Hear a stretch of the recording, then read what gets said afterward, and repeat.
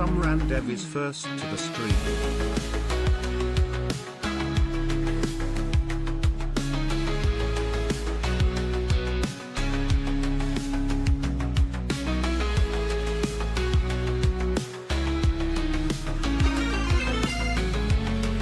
Some randev is third.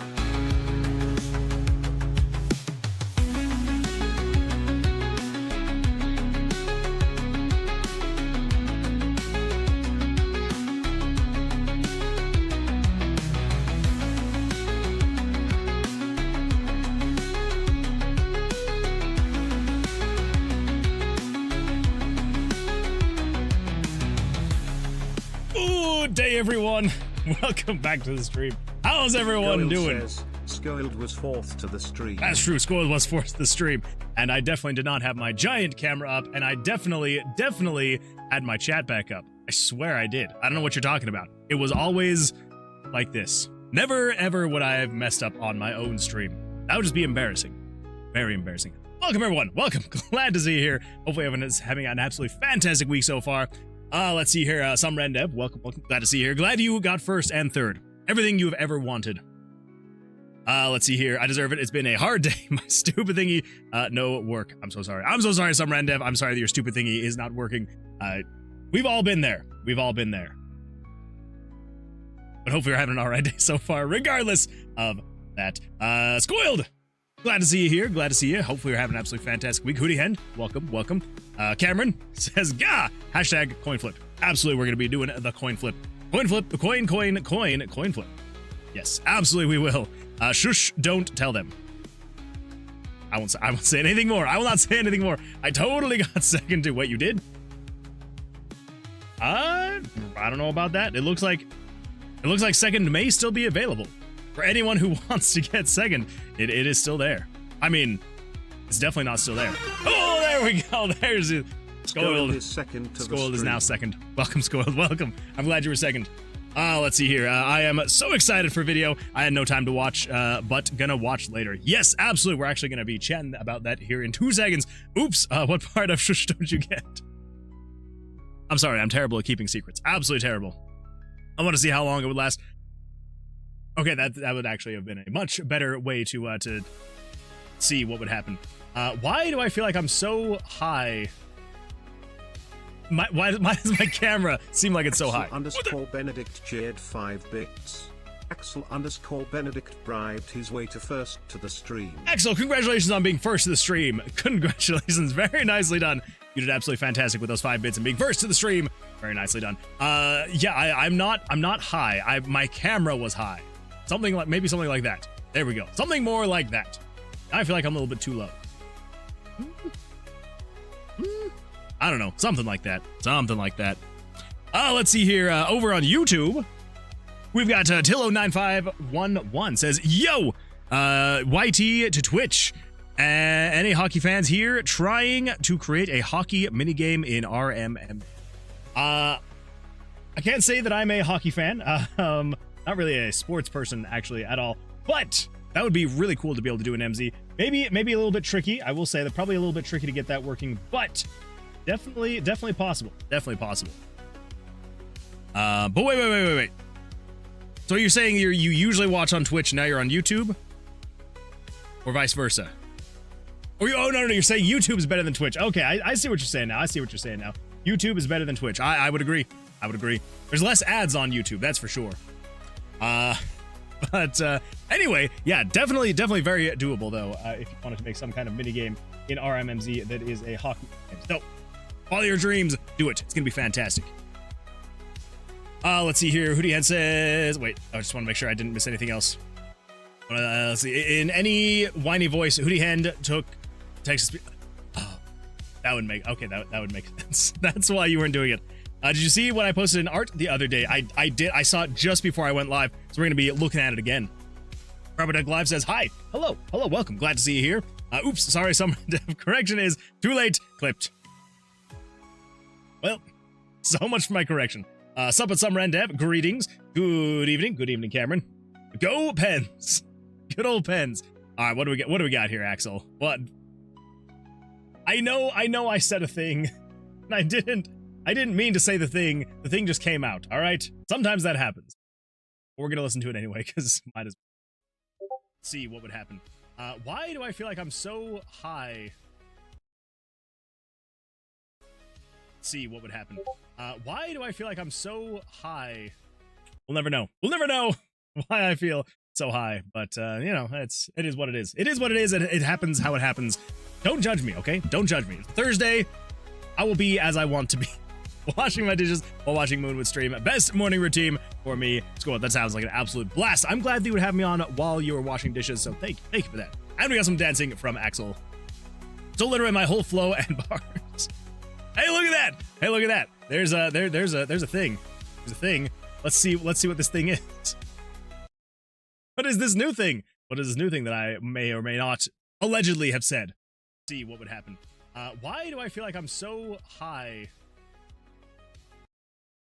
I didn't say it. I don't care how many times it gets clipped. I didn't say it. Nothing happened. I am my camera is lower on the y-axis. It's higher on the y-axis, but it's lower on the numbers of the y-axis. You know what I mean. You know what I mean. We're off to a great start tonight, everybody. We're off to a fantastic start. Loki says good evening. Good evening, Loki. Glad to see you here. Let's see. I posted mine in Discord first, so it is canon. I mean, that's fair. That is fair. Mine keeps the pause afterward, therefore better. I mean, it's kind of hard to argue with that, because it does kind of seem like Axel cut it out of context. Even though I did quite the pause, and then I finally realized how that sounded, so I had to correct myself. High in the sky. We are high in the sky right now. Talking about flow and bars. I cannot fish. Now that I have my voice back, art. Absolutely, absolutely, Cameron. I'm sorry that your flow was also disrupted. I can't finish that rhyme. Don't finish that one, Axel. Yes, we'll definitely be taking a look at art. Let's see, over on YouTube, let's see, we've got Go Crosby. I don't know who that is, but yes, Go Crosby. I hope that they go far and do well. Dan says, I'm not really a fan of IRL hockey, but I loved NES hockey when I was a kid. That's fair. Honestly, to be fair, any amount of like sports games I ever played, it was always when I was a kid. So like it was all on like the NES, the SNES, a lot of NBA 95, played a lot, or was it 95? NBA Live 95? Was that what it was called? It was an SNES game. It was great. Absolutely fantastic. Loved that game. Okay. What do we got here? What is this? What is this? From Threads? I don't know if I've ever opened Threads before in my life. That is cool looking, though. I do like that. I do like it. Actually, don't forget the coin. Yes, absolutely. We're going to be doing the coin flip. So let's actually, let's start that prediction now so that we can actually get the bets in here earlier rather than later. So let's start the prediction. Remember, everybody, you got 5 minutes on the clock to guess if it is going to be heads or tails, and then we'll be doing the coin flip here in just the next few minutes. So with that, let's actually jump over here into the art channel. We're going to take a look. Yes, Hootie Hand. Oh, I do be loving these. I love the dude's got a freaking hat. You got the nice color change. Very nice. Very nice indeed. Absolutely fantastic stuff. And let's see, for Cameron, we've got on Threads. I'm too lazy to actually say the image and set it here. Shareable. I mean, it looks like you did share here, so technically you're not too lazy. Technically, you are not too lazy, but that looks absolutely fantastic. I love that perspective. That is a really cool perspective. I really like that. Very nicely done. Yeah, beautiful stuff. Beautiful. I love it. Okay, so really quickly, I'm just gonna point this out while we're still here in the early stages of the stream. Let me just pull up YouTube really quickly. So I know that I had mentioned this on the last stream. And I think the stream before that, and I can't remember how many other streams before that, but we've got ads. Hold up, we've got ads. Let me get past this ad. Get out of here, ads. Here we go. All right, so we have got ourselves a collab that yours truly was a part of. Also, some absolutely fantastic creators. Some Rendev was there. You can see some Rendev right over there. Why is my green screen so much worse today? What? I feel like I've got a... I don't know what's going on.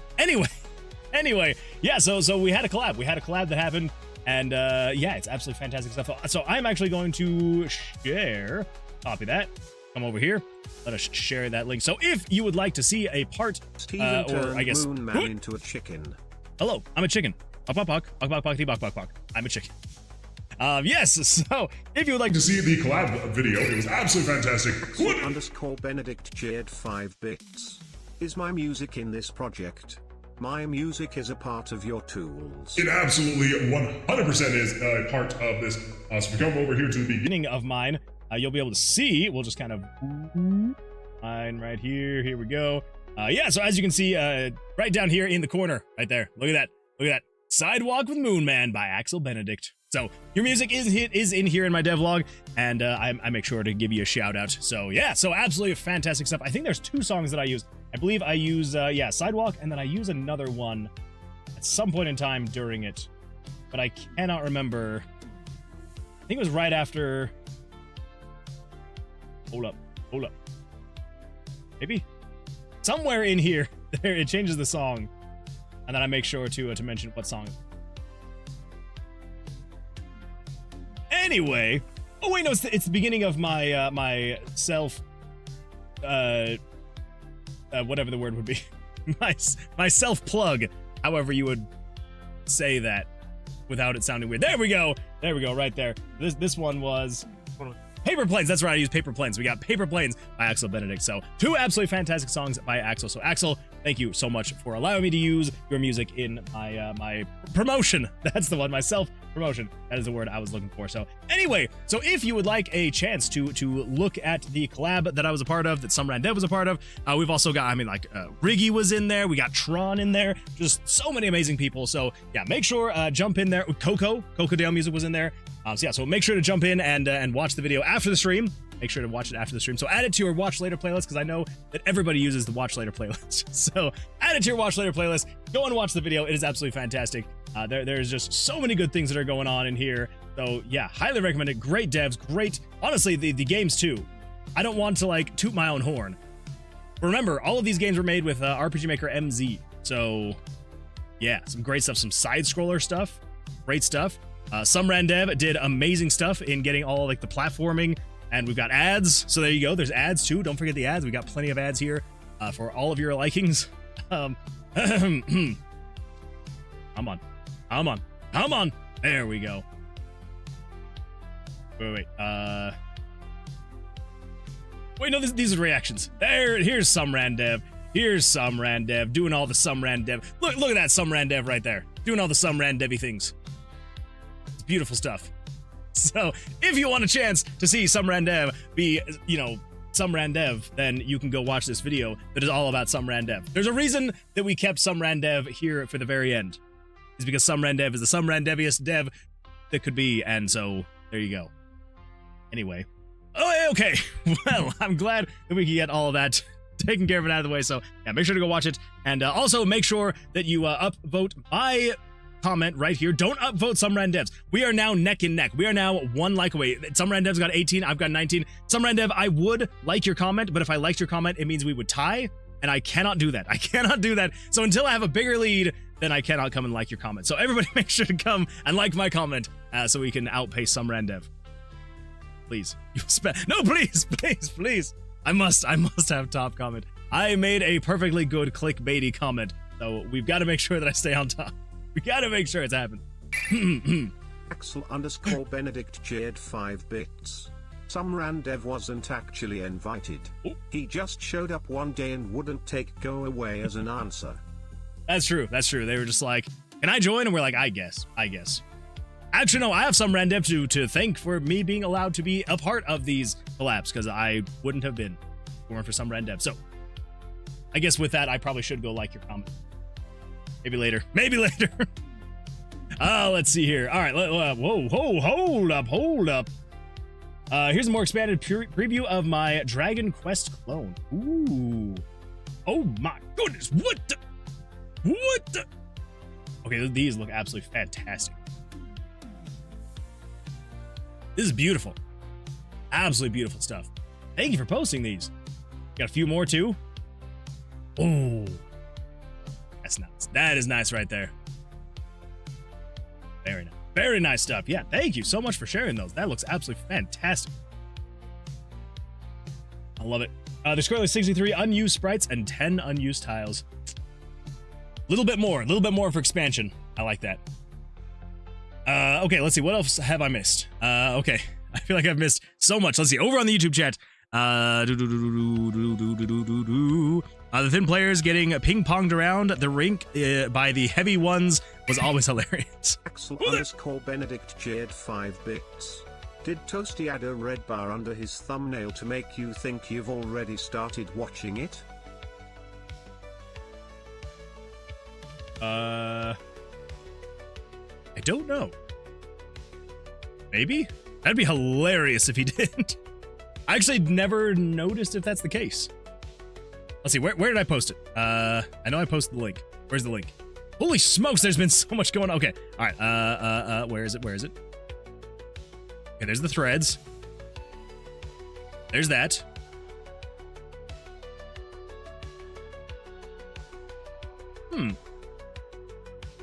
I'm trying to find a place where I can see the actual thumbnail. But I guess I can't really see because I've already watched it, so I already see the red underneath. So I'm gonna have to take your word for it that there is a red line. Oh wait, no, or is it just it's the this dude? Oh, it's the this dude, the red guy, right? Is it because of him? Maybe? I don't know. That would be really funny though if he did add that. That would be really funny. I beg your pardon. I know, right? It's absolutely fantastic looking. Okay, let's see here. What do we got? Let's see. So exciting. That is my doppelganger DR. It's gotta be. My music is in this project. My music is part of your tools. Let's see. You should make a new icon for Moonwood with Moonshan with a chicken on her shoulder. Be kind of fun. Let's see. You hit that second puberty for a moment then. Who did? I did? Who did?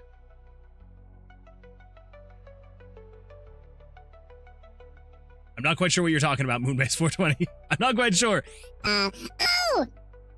Literally, I was like realizing what you were talking about, and then I got the helium force. Now I've undone my puberty again, twice. 3 times over probably to get to this point. Go probably. Upvote some random comment on video. Oh, no. That is not what we want to do. Absolutely not.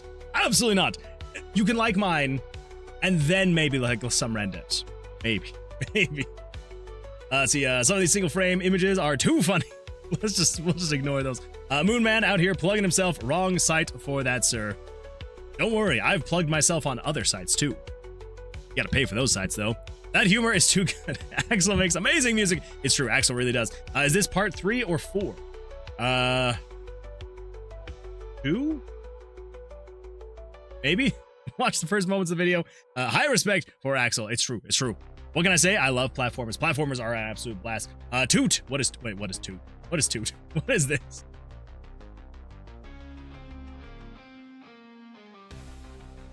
Okay, I remember this one. Not to toot my own horn, but toot. We don't need to see that. Spoilers, OMG. No one beats me at like baiting. I will surpass you. I guess we'll see. We'll see what happens some random. Okay, it's true. After the last collab, Toasty was like, I will never collab with Surd again. But then Moon dropped me a link to the secret Discord, and the rest was history. I went as far as to downvote some randoms. Thank you, Cameron. You're the best. Even if I didn't find you for the first collab, someone would have 100% for the second one. Maybe. But I'm still gonna say thank you. So, no. Toasty had a red bar. Let's see. Real Lamau. That sounds like the kind of thing Toasty would do. I don't remember ever watching it. Oh, who knows? I can't tell because I already have a red bar. Yeah. Oh, wait. I clicked the link on accident. Oh, gotcha. Boo, shut up. I'm stupid. Missed the first on the last 2 streams, but it's fine because I have all 33 streams ago. It's fair, Sealing. That's fair. Like Cat says, no, I think it happened to me too. Now I feel like I've got to ask Toasty, because that would be hilarious. Why does Moon's comment get 3 more likes now? Yes, you're all the best. You are all the best. Moonman into a chicken. Go and vote some random comment on video. Sealick is currently on a 3 stream streak. Sealick, thank you so much for streaking here in the stream for 3 streams in a row.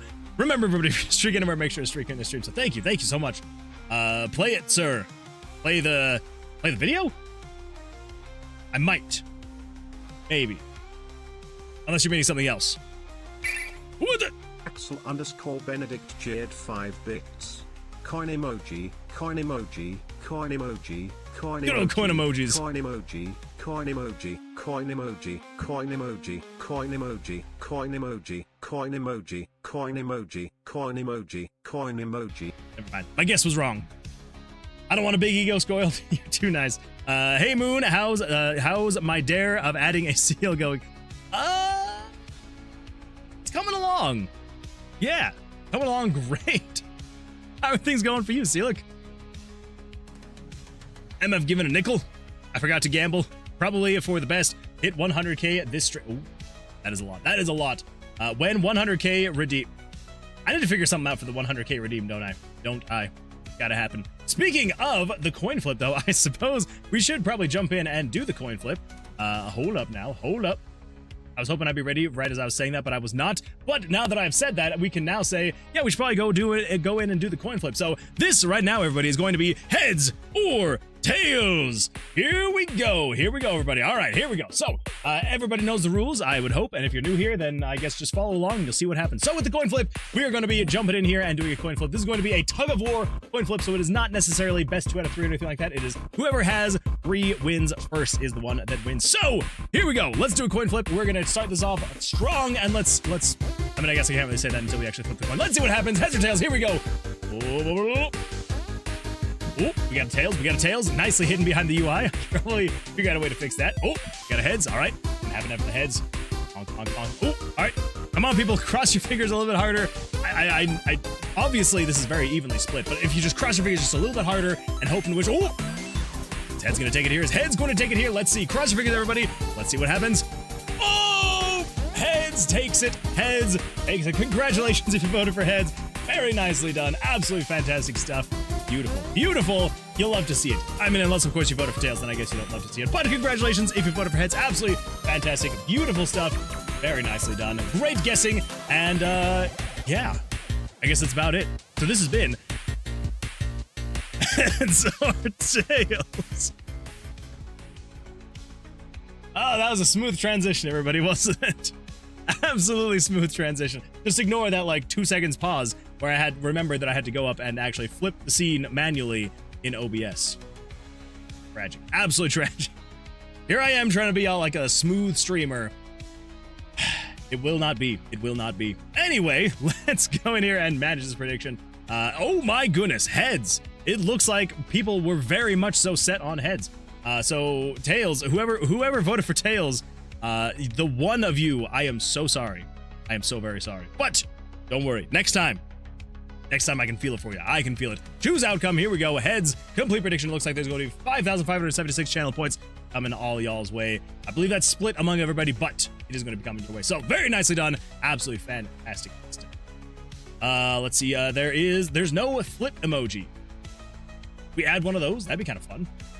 That would actually be a lot of fun. We should do that. The redeem should be a useless button. I voted heads. Very nice. Very nice. Zero man. As did I. Heads. Yes. I won. Always voting for heads. My beloved head. Gotta always go for heads. Hootie End, before you complain, it flipped 3 times. Hey, chat. Hello. Hello, Cameron. Hello. Welcome. Welcome. Glad to see you here. Hootie End, if you were the one that voted for tails, I am so sorry. I'm so very sorry that you did not get your tails. But next time. I can feel it. I can feel like it's going to be next time. Squirrels with the 20s, and then a silly. Good old silly. Oh, let's see here. Over on YouTube. Okay, what do we got here? What do we got here? Okay, so, man, you guys need to attend a NHL game. The atmosphere is amazing.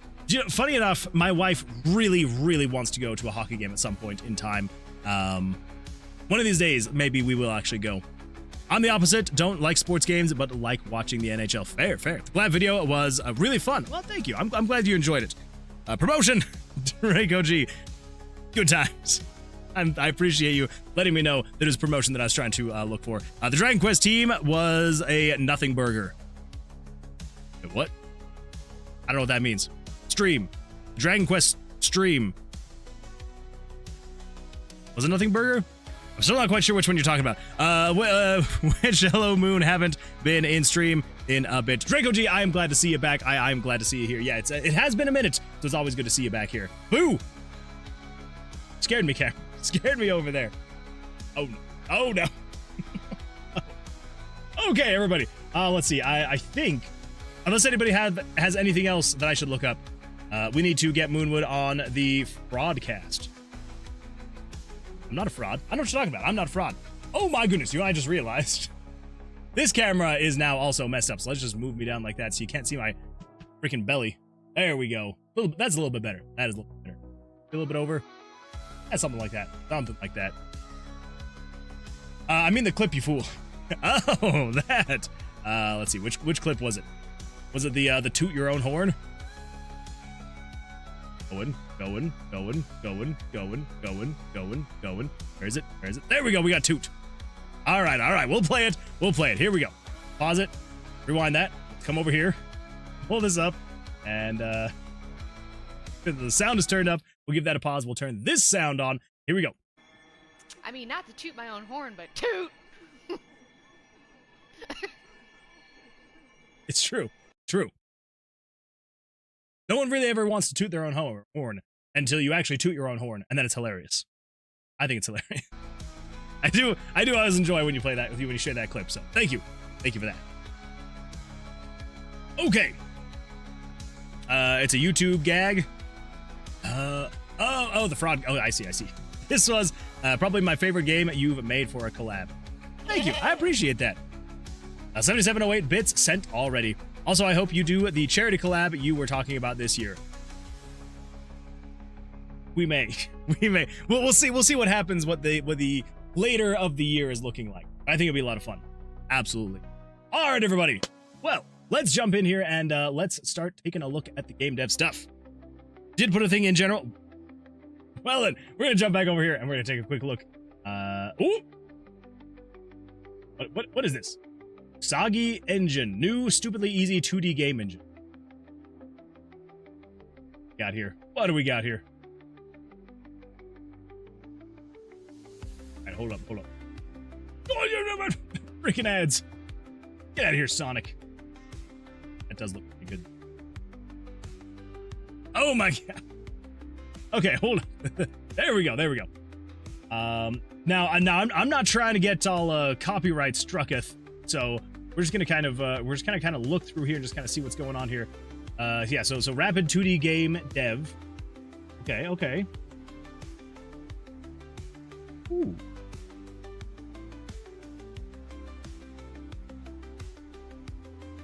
Okay. All right. I want to see. Okay, so like I don't need to go through the whole installation process. I just want to see what is this thing capable of. What do we got here? Does he show what the game is like? Or the game engine? Okay, so this is just kind of like going over what you can do with it. Although I will say, looking at those screenshots though, that does look pretty cool though. That is some cool looking stuff you can do. I may have to take a look at this and just kind of see what's going on here. That does seem pretty cool. I do like that. Yeah, I like that. Thank you for sharing. I appreciate that. I'm assuming and hoping. One. Oh. It doesn't have a link to the actual. Okay, all of that was in your description.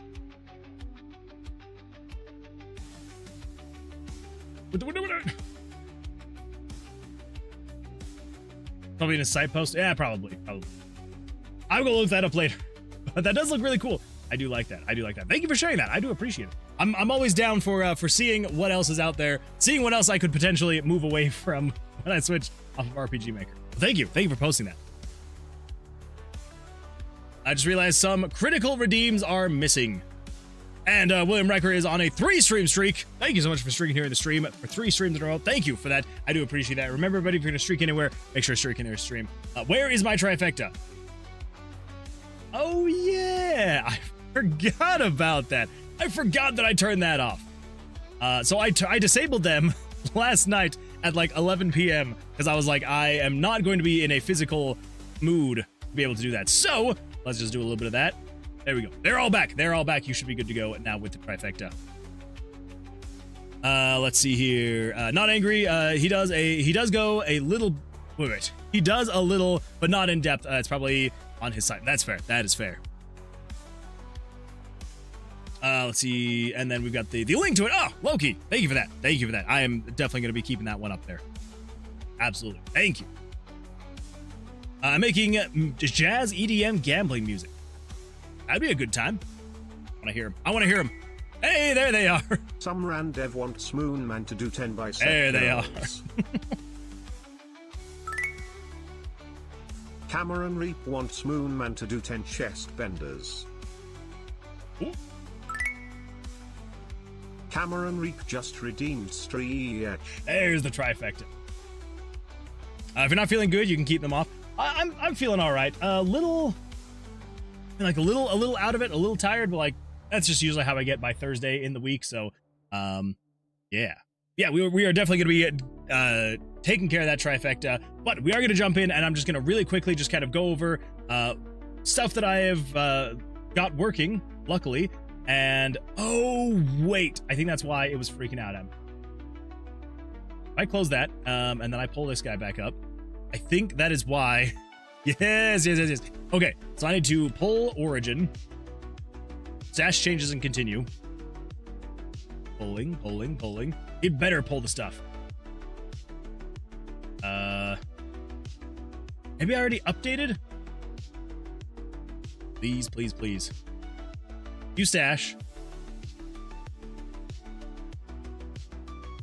Wait, what actually changed? Show the difference. Holy smokes. Okay.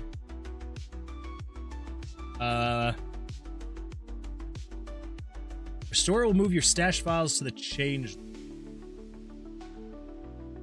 I don't know if this is what I actually need to keep or not.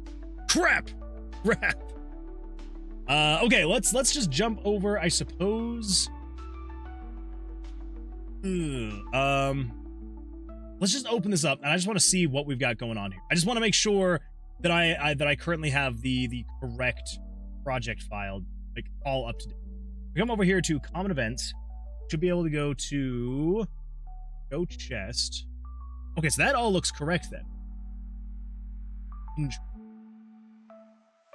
Well, yeah, I think we should be good to store will move your stashed. I don't know which one. Here's the thing. Here's why I don't know. This is what it's telling me are the changes. Which I'm like, oh, cool. That tells me nothing. Like, literally nothing.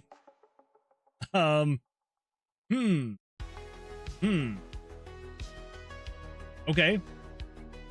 Well, I am going to... guess I'm gonna discard? So I technically fetch the correct build from GitHub here. Pop those into text diff checker in browser. That's actually, okay, that's a good idea.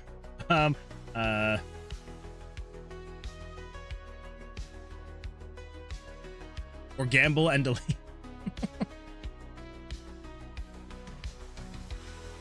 Let me just see. Compare text and find differences online or offline. Oh. Yeah. Okay, so original, let's just grab here. I'm not quite sure what it is. Like, obviously this is the system file. I'm just like, well, I guess we'll find out. Let's see what this thing says. Find difference.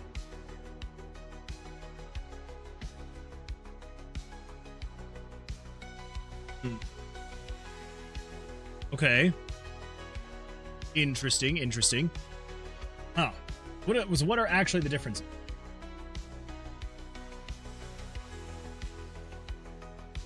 Okay, so there's 3 additions. Edit map ID 9 and then 12. Starting map ID 6 to 12. There's probably like a next button. I'm just not quite sure where it is. So it looks like I changed the starting location, which that one, And version ID 162-602-61 387-8902. Yeah, I think we're fine. I think we're all right if we just say discard. Discard. Okay, we're good. We're good. WTF this mean? The ID, I'm not exactly sure, but I mean, I did recognize one of them was the starting location, because I did download, so I downloaded the stuff from GitHub, and I did make a couple changes, like I did change my start location, so I guess that does make sense. Okay, let's close that. Don't save the changes. We haven't done anything there. We're gonna open you up. Open you up. Okay, we are fresh. We're good to go. Holy smokes, that was good times. Let's see here. Did the coin flip happen? Yes, yes it did, Hoodie. I am so sorry. Yes, we did the coin flip already. Heads won. Heads won the coin flip. The stoned Python says, what's up, what's up? Hello, hello, welcome. I'm glad to see you here. I see your first time chatter. Welcome to the stream. Hopefully you're having an absolutely fantastic week so far. Let's see, Orgamble and Delete. Teacher Eduardo, welcome. Glad to see you here. How are you doing? How is life? How are things going? Heads won. It should highlight them, I think. Yeah, WTF that mean? Oh, what? Not gonna question. We're not gonna question it. Okay, so there's a handful of things that I did do between last stream and this one. Is it coin time? No. That passed. That moment has passed. We did it. When's the coin flip? We did the coin flip. Don't make me think that I'm going crazy. Okay, I know that I said that I was high, but I'm not crazy. I have had my IQ test, I swear. And it came back positive. Okay, so. Yeah, so I did a few things. Trying to get a little bit more progress done, and so as of right now, we should only have 2 more skills left on the skill tree that we have to do. So it should be a good time. Anyway, so if we jump over here, I'm just going to kind of show you really quickly what is going on here. So if we come over to, we'll just grab one of those. So, as you already knew, we had weighted dice done, we've got Midas Touch done, and we had Black Mage Jack done, and we were trying to finish up Lucky Penny.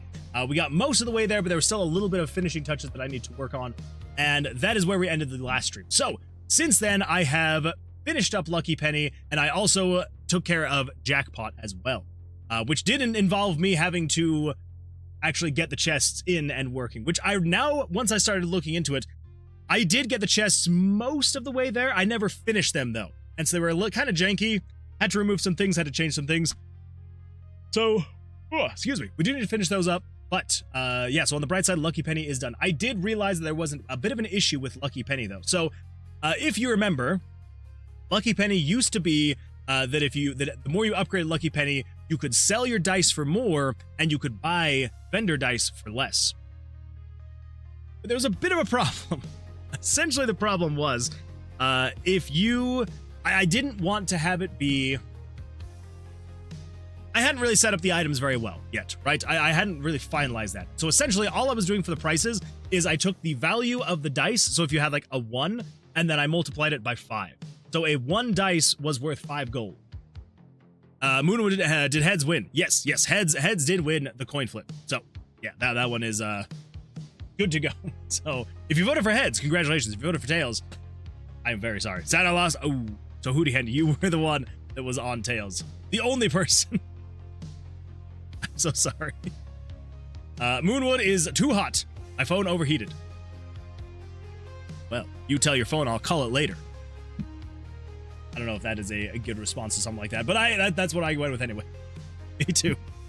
So anyway, yes. So basically, it was flat prices. Like, very simple, very basic. I hadn't gone and done anything too crazy. So yeah, it was literally just like whatever the value of the dice is, multiply it by 5, and then that was the value. So if you had a level 3 dice, it would be worth 15 gold. The problem is that if you started upgrading this guy right here, Lucky Penny, it would make your dice be worth more, and it would make the vendor's dice be worth less. Which means you could essentially, just by upgrading it once, could have an infinite money glitch, because you could sell the dice at an inflated price, and then you could rebuy them at a lower price. So it kind of broke things, and it was not looking right. So basically what I ended up doing is if I come over here to the town, I did make it so come here and we go to the inn, and then we go to the Mage's Guild, and we go to buy and sell. I essentially made it so I went with the oldest trope in the book, where basically your valuables are not as valuable as the vendor's valuable. So if you buy valuables from the vendor, they're going to be 5 times the price, and if you sell them, they're going to be the exact value of what you. So yeah, so essentially I got rid of the money glitch, but it is going to be careful what you do, because you can sell the dice and you can get 1 gold, but then if you go to rebuy that dice, it is now going to cost you 5 gold. So we may go back and we may like switch it up a little bit later, but for now, that's kind of the solution we're going with, is something like that. Now, I say we'll probably switch it up later because we will probably have to find a different solution once we start making it so you can buy and sell items, like health potions, things like that. And so once we come up with a solution for that, then we'll probably go in and redo the dice and see kind of how all of that. Anyway, that's what we've done there. So yeah, so you can essentially, if you can, I got the quick sell all working, so you can do that, and it will only, cost you what it is that you're actually selling, or it'll give you what you're selling, and it'll only cost you what you are buying. So yeah, so all of that is good to go. And yeah, merging them together was all fixed. I know we had some issues with that in the last stream, but that is all fixed and good to go. So I think that was about it though for the shop. The shop should be done, good to go. Nothing more to see here. Yeah. Oh, also, and then yeah, so if I come in here and we go to variable 720 something, block 4, I believe, we put that up to a 1. You can see the prices go up a little bit. So 3s are now 3s, 4s. Wait, did it actually go up? 1s are 1. Crap, I don't think that's the one that it needs to be. 3? No. Oh, one of those was. I think it's 5. I think it's skill 5. Put that up to 5. Yeah. Okay, go. Yeah. So essentially, this one will only have 4 levels you can upgrade. So you can essentially get it back to where it was before, where like it's the price times 5. Yes, you can only upgrade this one 4 times, but you're essentially, every time you upgrade it, you're going to be able to get more money from the stuff you sell. So, yeah. Again, probably going to take a little bit of redoing, but should be all right.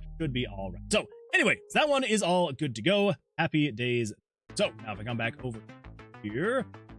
So then with the chests, this one was a little bit more that, again, I kind of had to get going. So, the skill itself was extremely easy to implement once I got the chests actually spawning. So basically, Jackpot is another skill where you are going to be able to find more chests in the tomb filled with valuables. So originally, this was going to be the only way that you were going to be able to get gold in the tomb, aside from like finding items and then going and selling them at the vendors. Basically, you were going to have to get chests, like find chests, and then open them, get gold, and that's basically what it's going to be. But now that you can like buy and sell items, and there's a whole, shop system and things like that, there's still going to be value on gold, so you will still be able to find gold in the chests. But I'm kind of thinking what's going to happen is you will have a higher chance to find actual items in the chests. So think like health potions and stuff like that, versus when you fight monsters / stuff that's just like around the tomb will be more of just the dice. So you will still have a chance to find regular items, but there will be a much smaller chance. So the Jackpot is going to be the one that you are going to be able to use to be able to find more chests, which will involve you finding items. So like I said, though, it required a whole chest system being in the game that was kind of implemented, kind of not. So essentially what I needed to do was if I come over here to the RTG, the random tomb generation, and I scroll all the way down to here. So this section here was almost basically like this, but I was just skipping over it because it was incomplete. So basically, here is how this works. So with this first one right here, it's essentially saying this is happening. Everything here is happening after it has spawned the player, the mini boss, the exit, and the void stone. All of this is happening after all of that spawn. So essentially, all of these checks right here are basically just saying, yeah, make sure that it's actually a room that's trying to spawn the chest in. Make sure it's not in the player spawn, the exit spawn, the mini boss spawn, and don't spawn in the void room or another chest room as well. Actually, now that I think about it, I do not have a check to make sure it doesn't spawn in the void stone. I'm willing to fix that. Anyway, so yeah, so that's kind of what happens there. And then basically, the way that this works is it will Okay, there it is. Essentially, as of right now, there will be 1 to 2 chests per floor. It's just random number, just randomly picks it 1 to 2. I can increase that if I wanted to, but I felt like 1 to 2 chests was good. And then this is where the actual luck skill for jackpot comes into play, because yeah, you'll be able to find more chests in the tomb filled with valuable. So the higher this is, so it's saying to, so this one is again setting it to a random number between 1 and 2, and then after that it then adds to that variable based off of what your level, what your skill level is here. So if you have it all the way upgraded to like level 5, then it will spawn 6 to 7 chests in the spawn. So that is how all of that is working. So it'll be able to spawn those chests, and yeah, so that's the actual chest spawning. And then we need to actually make the chests show up, and that was a little bit more tricky. Let's see. Mine is new, but it's an old model. Maybe them ads loading and running in the background, even though you're subbed. Blasted ads. Those blasted ads. Oh, that might be true. Not only ads, but also on another page. True. See, Hilkios Games? Elkios? I am so bad at pronouncing names. I'm so sorry. I'm gonna go with Hilkios Games. If that is way off, let me know. It says, howdy, hello, welcome. Glad to see you here. I see your first time chatter. Welcome to the stream. Hopefully you have an absolutely fantastic week so far.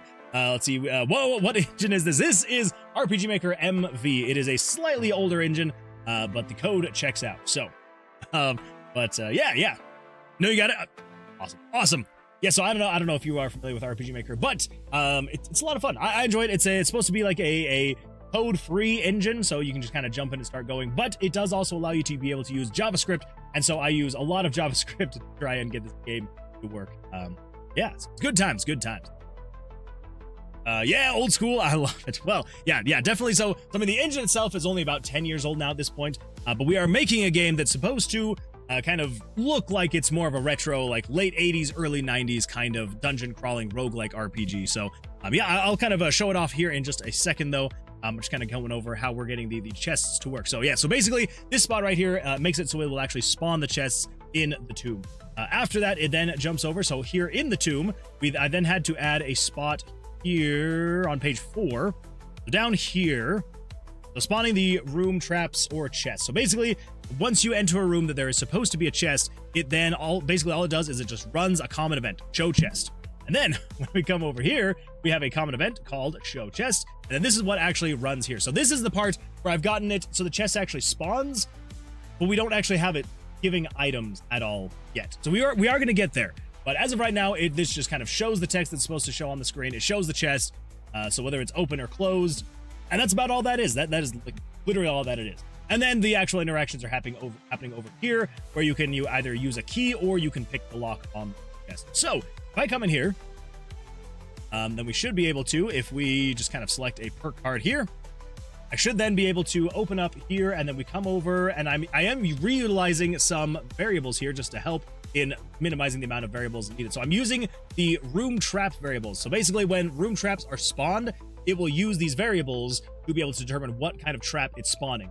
And so it's basically like I can assign IDs to the room traps. As of right now, there's just the one trap, so it just sets the value to 1 if there's a trap in there. But now, instead of having to go out and create 60 more variables to track the chests in the rooms, all I have to do is go into the negative of the variable values. So basically, 0 is there is no trap and there's no chest. If it is a positive integer, there is a trap in there. If it is a negative integer, that means there is a chest in there. So as you can see here in room 27, room trap 27, it is currently equal to -1, which means it should be spawning a chest. So if we go over to room 27, let's see if we can go over here to room 27.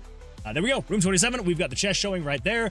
And yeah, I can leave the room, come back, it's all there, absolutely fantastic stuff. And then if you want, there's going to be 2 ways to be able to open these chests. So you can use a key, which there will be, I'm trying to decide if I want to actually have there be keys spawned at a 1-to-1 ratio, where it's like every time, like anytime there are chests on that floor, it will then say, okay, there's 6 chests on this floor, we need to spawn 6 keys somewhere on the floor.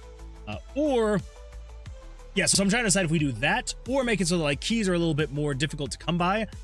But you could pick the lock if you wanted to. So you play like a little bit of a mini game. I would maybe make this a little bit more difficult. So it's like there's a benefit to having a key to be able to open the chest. And I'm trying to like maybe it'll either have like usages, so like you can open 5 chests with a key or something, or maybe like I don't know. Still trying to decide on the keys themselves. Yeah, that way it would be like super easy, just like come in here, say use a key, would then open the chest, and then it would then spawn an item or two. And this could be gold, it could be some kind of like healing potion or stuff like that, you know. But anyways, yeah. So and then you open the chest, and then all it is just sturdy chest is empty. Leave and come back, and the chest is still there, and yada yada yada. So anyway, but then on top of that, there is, again, like I said, there is the skill to be able to increase the amount of chests that will spawn. So, thanks for the follow, Halkios Games. Halkios Games, thank you so much for the follow. I do appreciate that. Thank you. Yeah, so if we come over here to... Oh, yeah, it's in the 700. So, variable 7 some. Okay, so, luck. Crap. No, I don't remember. Was it, 4? We'll just double check really quickly.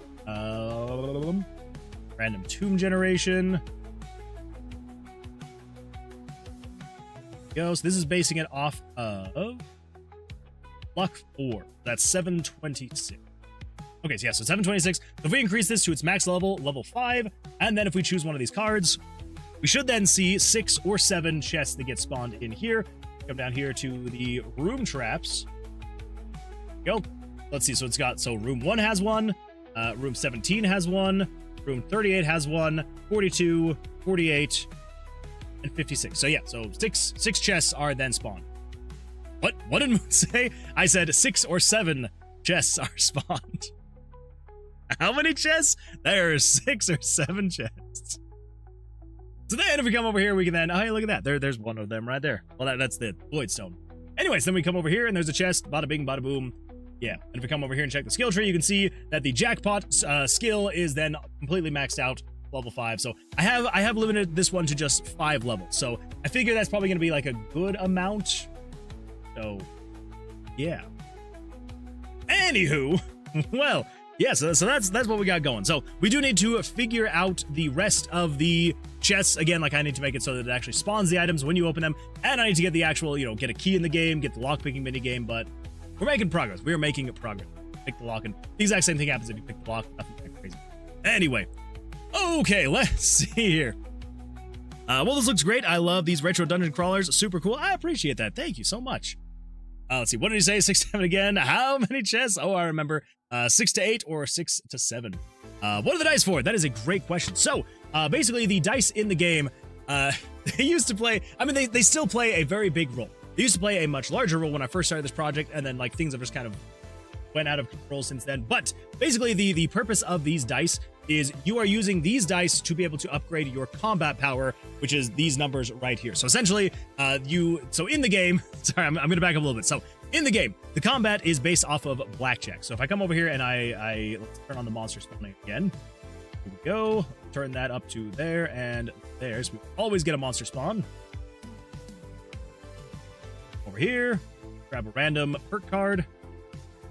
Okay, so in the game, when you're fighting these monsters, that's what they're called. When you're fighting the monsters, you're using blackjack mechanics to be able to fight the monsters. So if you're not familiar with blackjack, rough idea is you're trying to draw cards to as close of a value of 21 as possible without going over 21. If you go over 21, you lose your hand, and then you basically get attacked by the monster.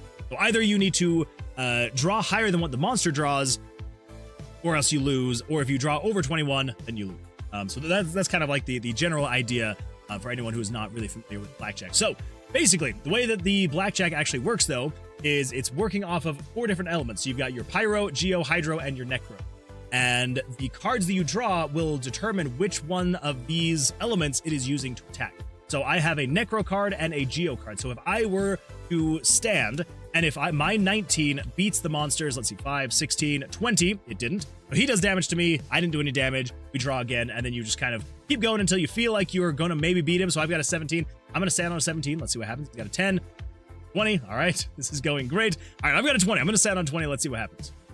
There we go, he got a 25, I get to do damage. So it will then do damage determined by what element the card is correlating to. So since I've got 2 geo cards right now, if I were to win, it would do 2 damage because my geo damage does 1 damage per card. But if you ever wanted to upgrade that, you would then use these D20s here. So essentially what these D20s are going to do, if we come over here to the town, there's going to be a spell book that you're managing where you are essentially crafting spells. So if we go over here to the Mages Guild and we go to spell book, so you're going to have your player's spell book where you are, again, kind of like crafting, creating your own spells.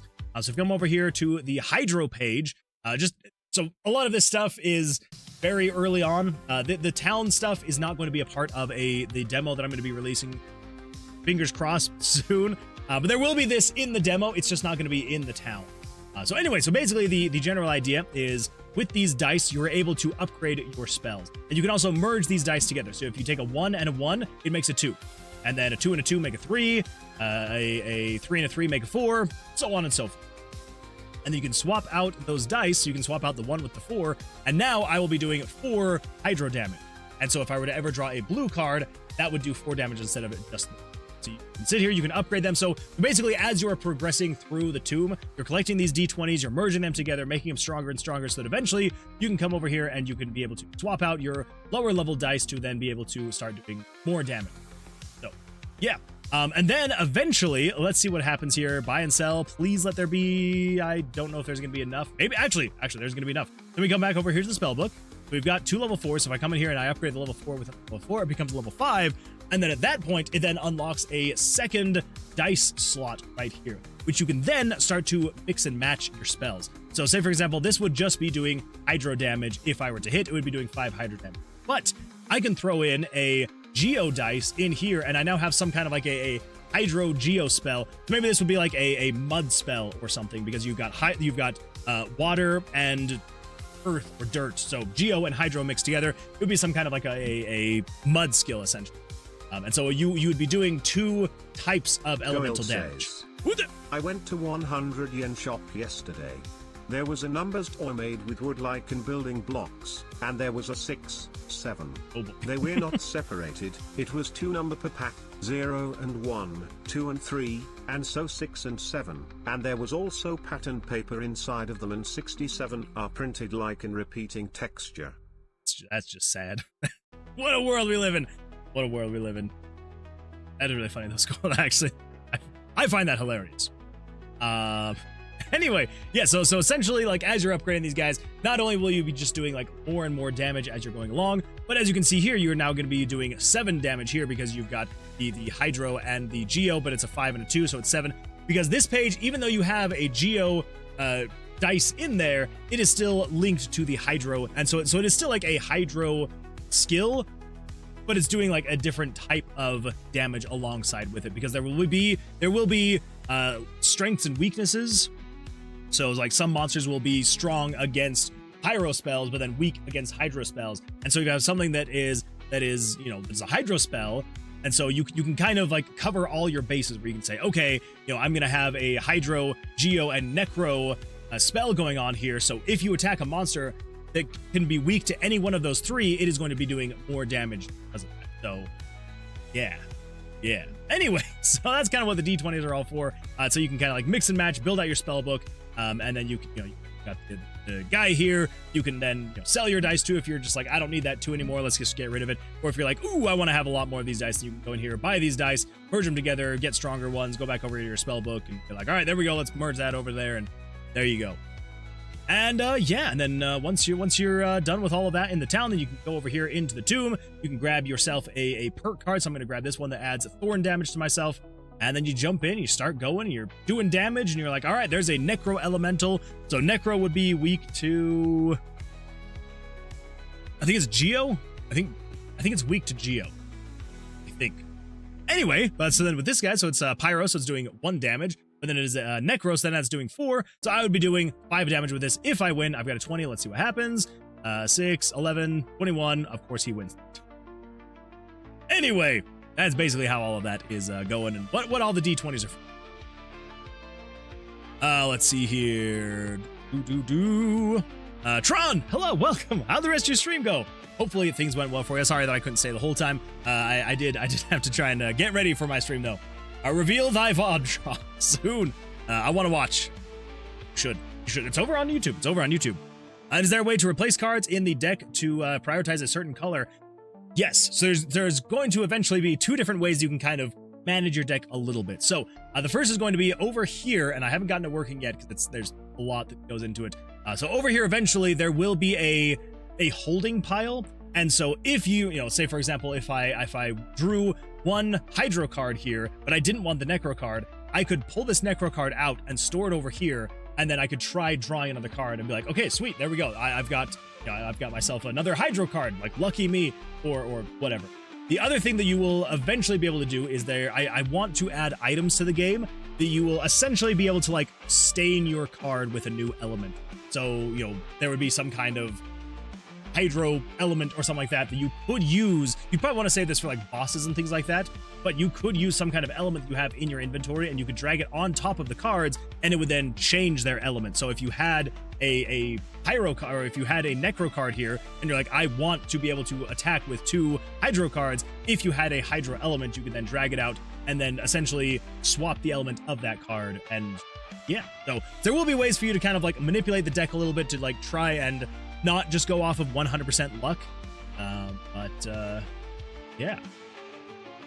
So if that seems like something to be interesting to you, would absolutely, yeah, love to have you stick around. And also, if you would like to, there is a listing on Steam if you wanted to go and wishlist the game. There will be a demo that is coming out, fingers crossed, soon. That will basically just be the actual tomb itself. There's not going to be the town. The town is where there's going to be, all the NPCs, the quests, the storyline, and all that fun stuff. The demo will just be going through the tomb, fighting monsters, collecting items, getting stronger, all that fun stuff. And then eventually you'll be able to, once the full game comes out. So, yeah. Anywho. Oh, let's see. I need to get that eventually. Sorry for the distraction. You're good, Squad. No worries. These are so cool. Thank you, Squad. Not to brag or anything, but someone just slid into my DMs. Some random, you lucky dog. Let's see, and Fairly! Hello, welcome, Fairly. How goes day 1 of launch day? Things going absolutely fantastic? I hope so. I've got my fingers crossed. Let's see, Crispy117, first time chatter, first of all, welcome, glad to see you here, says, how do you build games? Do you code with AI? That is a great question. So I do try and avoid AI when it comes to coding as much as possible, just because I want to try and learn. And I feel like if all I do is just go to AI and I'm like, how do you do this? I'm not going to learn. So I am trying to learn JavaScript on my own, which I am making progress. So basically the idea is, obviously I'm using RPG Maker MV, which is a very simple engine to just be able to jump into and just start learning. It is a very visual engine. And so instead of having to like type out literally any code, you can just be like, oh, I just want to show text and be like, hello world. And there you go. You would then have a text box that pops up and it just says, hello world. That's about it. You can do that thing with literally anything you want to do in the game. It is all just visual coding. So very easy to get started. But the great thing about RPG Maker MV and MZ specifically is that it has this little script box here because the engine runs on JavaScript. And so you can write whatever code you want to make it do anything that you want. So if you know JavaScript, you can have it do some crazy awesome things. So basically, yeah, the way that I build my game is just an RPG Maker, which is already giving me a leg up because it is so simple to use. But then also I try to incorporate a lot of JavaScript to be able to kind of elevate it past its, foundation. Congratulations for Jellyfield's launch, Fairly. Just put out my 4th update, cried a ton on stream, and we are at 70 copies sold. Oh my goodness, Fairly. That is absolutely fantastic. I'm hoping tomorrow is going to be 71. Well, I mean, hopefully it's more than that. I'm alluding to there's going to be another sale because I'm going to buy it, is what I'm trying to allude to. But that is absolutely fantastic. 70 copies sold day 1 is absolutely fantastic. So congratulations. Very nice. Very nice. Yeah, I'm very excited to get it and to play it. Congrats on launch, Fairly. Looking forward to playing it. Yeah, it is so much fun. I had a blast with the demo, so I am very excited for the full game to I was going to say to come out. For me to have it in my library is essentially what I'm meaning. Seems like a very good system. Thanks for sharing. Yeah, of course. Yeah. If anybody is wanting to get into game dev, I would highly recommend RPG Maker. It is a great way to get your foot in the door and to be able to like start with your game development journey and then kind of figure out if it's what is right for you, right? Because I know a lot of people, they're going to have their ideas in their mind. They're going to kind of be like, ooh, like, this is going to be fantastic. I want to do this and this and this. But RPG Maker just lets you just start going. Because any other kind of engine, there is going to be quite the learning curve. But don't get me wrong, there is still a learning curve with RPG Maker. Like, you are still going to have to learn the ins and outs. But it is so much lower barrier of entry than basically any other game engine out Like, not to say there's not other visual game engines out there. There definitely are. There definitely are. But RPG Maker is just super good at making it so easy to just jump in and just start making games. So if you are wanting to start on a game dev journey, get RPG Maker, and you can go out and buy a really old version of RPG Maker. If you don't want to do anything with JavaScript and you're just like, I just want to make a simple, old school RPG, go get RPG Maker 2003. You can often find it on sale on Steam for like 99 cents. Super cheap, especially if you wait for like a Steam sale, like a big one. It goes on sale very often, but especially those big ones, yeah, you can usually get it for like 95% off, and it's like $1. So yeah, if you wanted to do that and you're just like, I just want to know, like, what would it be like to make a game? What would it be like to make a top-down RPG? Go get RPG Maker 2003. It's fantastic. It's got 2 different battle systems. So you got like the side view battles, like old like Final Fantasy games, where you've got like the front view where it's just like you're just facing the monsters. You don't really see your people. So yeah, and it's just like everything about it, like the visual style is fantastic. So anyway, there's my 2 cents. Let's see here. I need to log in for my game. Am I? You absolutely should, Squad. You absolutely should log in. Let's see. I still don't want to do a special furniture item for. Wait, I still want to do a special furniture item for you and give out a free key to your community. I'll need to DM you. Yes, fairly, absolutely. I would. That would be an absolute blast. So, I mean, the furniture. Oh wait, you're in ads. Oh my god, that's my bad. Let me know when the ads are done. Let me know when the ads are done. Let me know when ads are done. There we go. Oops. Okay. Well, while the ads are playing, because I'm pretty sure that most people that would be here and would care have either a gifted sub or something like that. But we're gonna do the trifecta now. So let's crate the jams and let's do the trifecta really quickly, and then we're gonna jump in and do more game dev stuff. So here we go. Let's crate the jams. Let's get trifecta going. Here we go. Here we go, everybody. Alrighty.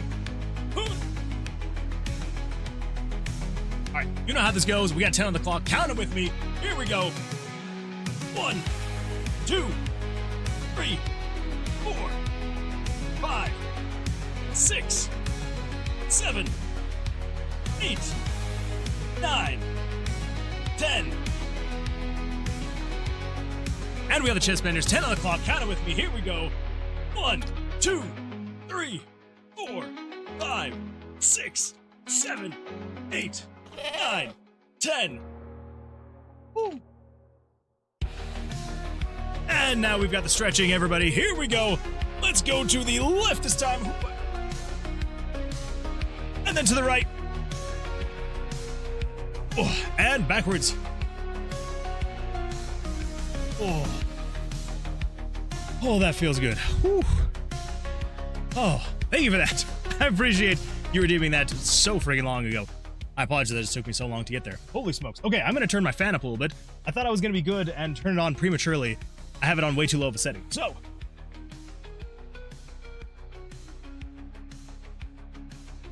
Okay, that should be better.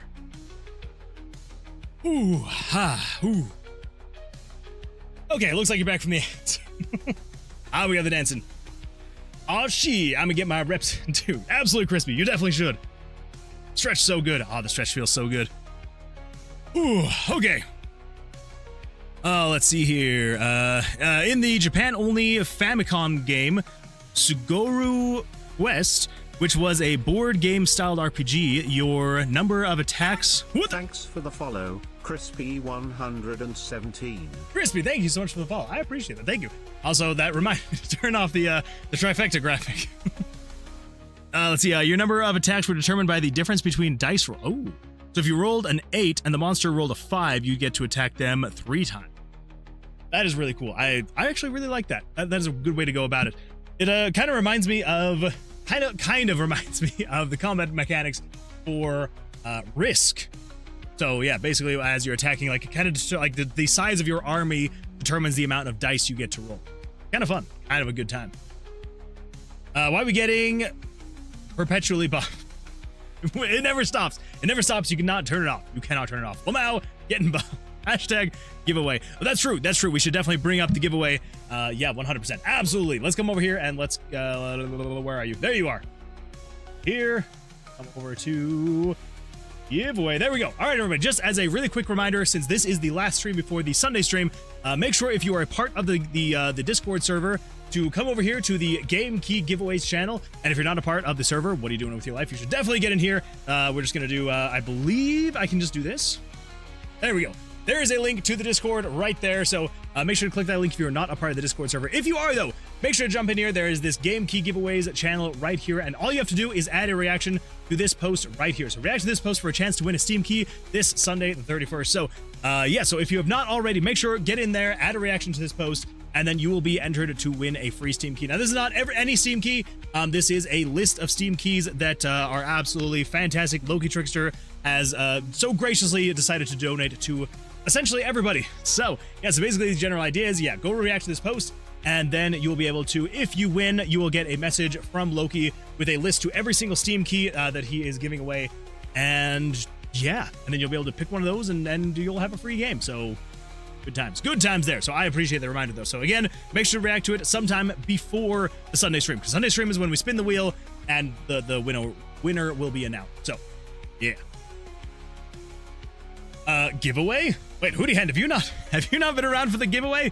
Yes, there's a giveaway. Make sure if you're a part of the Discord server, go to this Game Key Giveaways channel and make sure to go add a reaction to this post right here. Do it now. Let's see, Gandalf the Gay 94 says, wait, not says, but is on a 3-stream streak. Gandalf, thank you so much for being here for 3 streams in a row. I do appreciate it. That is absolutely fantastic. Remember, everybody, if you're going to streak anywhere, holy smokes, I butchered that. If you're going to streak anywhere, make sure to streak here in the stream. So thank you so much for that, Gandalf. Everyone can join, but sir, absolutely everybody, absolutely everyone. I have one giveaway before. Oh, well, see, there you go. That's the giveaway we're talking about. Shout out Gandalf the Gay. It's true. Absolutely fantastic stuff. My luck is too powerful. Sorry. Is on a -1 stream streak. Wait. Oh, wait. Cameron, you're saying you're on a 1 stream streak. If you're on a -1 stream streak, that means you went into the future and didn't watch a stream. And that's just absolutely tragic.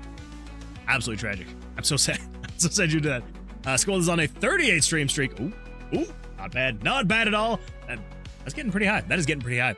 I need some drink, everybody. So let's do that.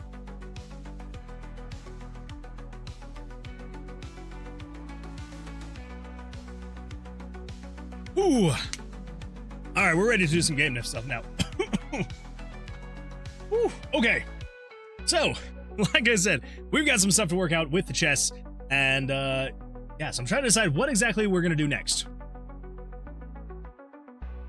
Or it could mean that there is some Twitch glitch. It could mean that.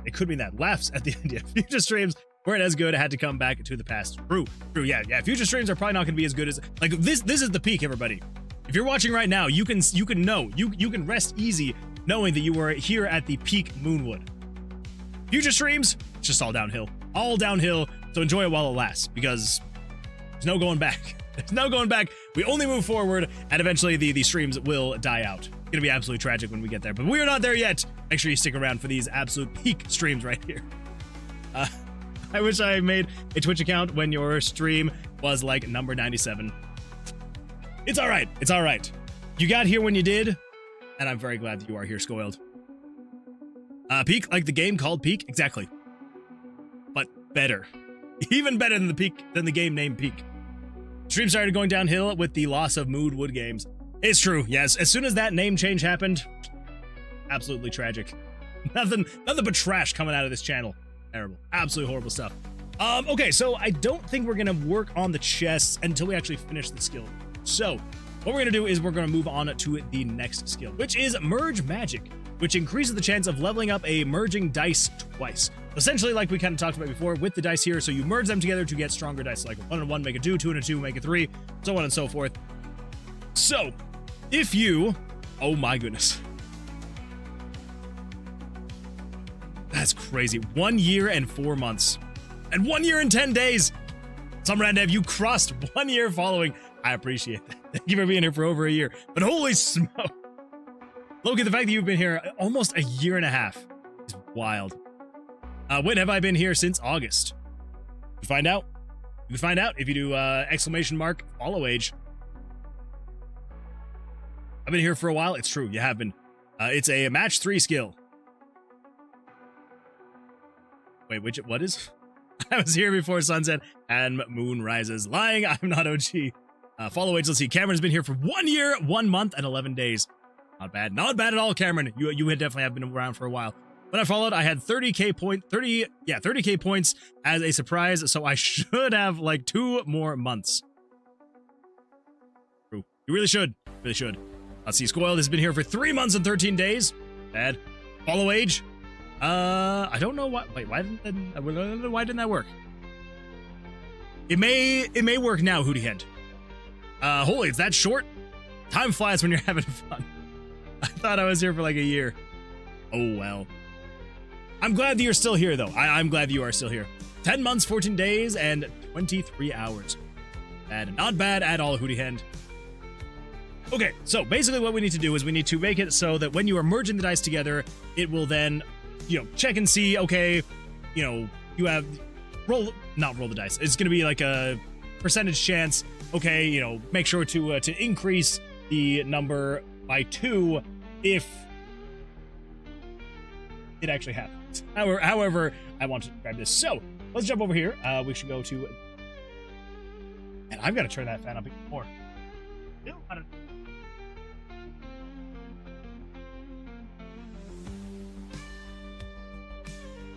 We're going to a level 6. It was on a level 4. Now we're on a level 6. It goes all the way up to level 12. So I hope it doesn't come to that. I hope it does not come to that. It has just been so hot here the past 2 days, like unbearable kind of heat. Then for some reason it cools down again for the next couple days. Yeah, tomorrow it's a high of 77 and then it's a high of 69. Nice. On Saturday. And then it jumps straight back up. By mid next week it's supposed to be like 95 and I'm just like, oh well. That was weird. Hey, I've been here for close to a year. That's true, you're getting very close. Been here so long I need to start referring to the older streams as the before time. Let's see, follow age,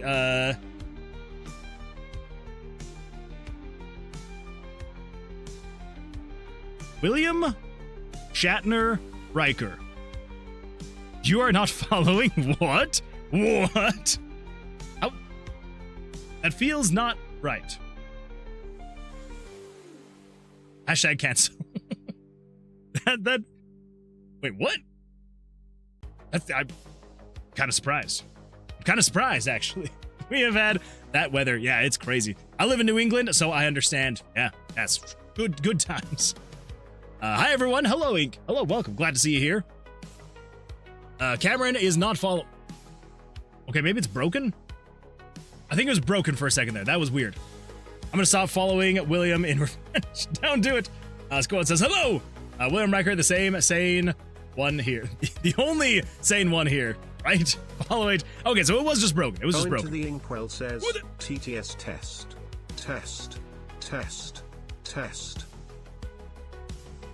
Wait. Test. Okay, yeah, that was... Never mind, we're good. We're good. Sunshine. What's it? Hello, it's Sunchan. Welcome. Glad to see you all here. Absolutely fantastic seeing you here. It works for me. Yeah, I don't know. It was very, very bizarre. It seemed like it... I mean, like, now it's working. Yeah, but I don't know what was going on for those 2 seconds that it wasn't. No, Stream Elements was pinged. I don't know. Who knows? I think everybody broke it.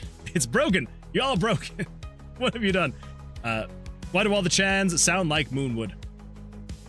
I know what you're talking about. They definitely sound different. They do not all sound like me. Not a chance. Okay, so this is the dice moving stuff here. Pick up, released, and then we've got the dice here. So, this is the actual releasing of the dice. Well. See, this is my real voice. Funny enough, this is actually what I sound like. It's the rest of it that I am using a voice changer to sound different, so, you know. I'm working on the raid/boss battles. Good luck, Loki. Good luck. Moonman into a chicken. I mean, bok.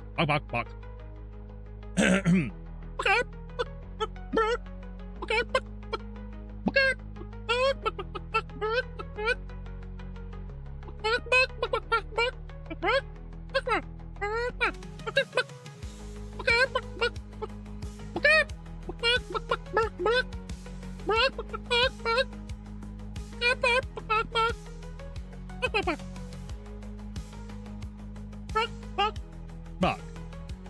Whew, that was close. I almost stayed as a chicken forever. That was really close. Okay, so dice picked up +1. Chicken run. Hi, Moon Chicken. Hello. I'm glad to have been here. Did you get the full thing as me of a chicken? Oh, Cameron. I can always count on you for the clips. I can always count on you for the clips. There we go.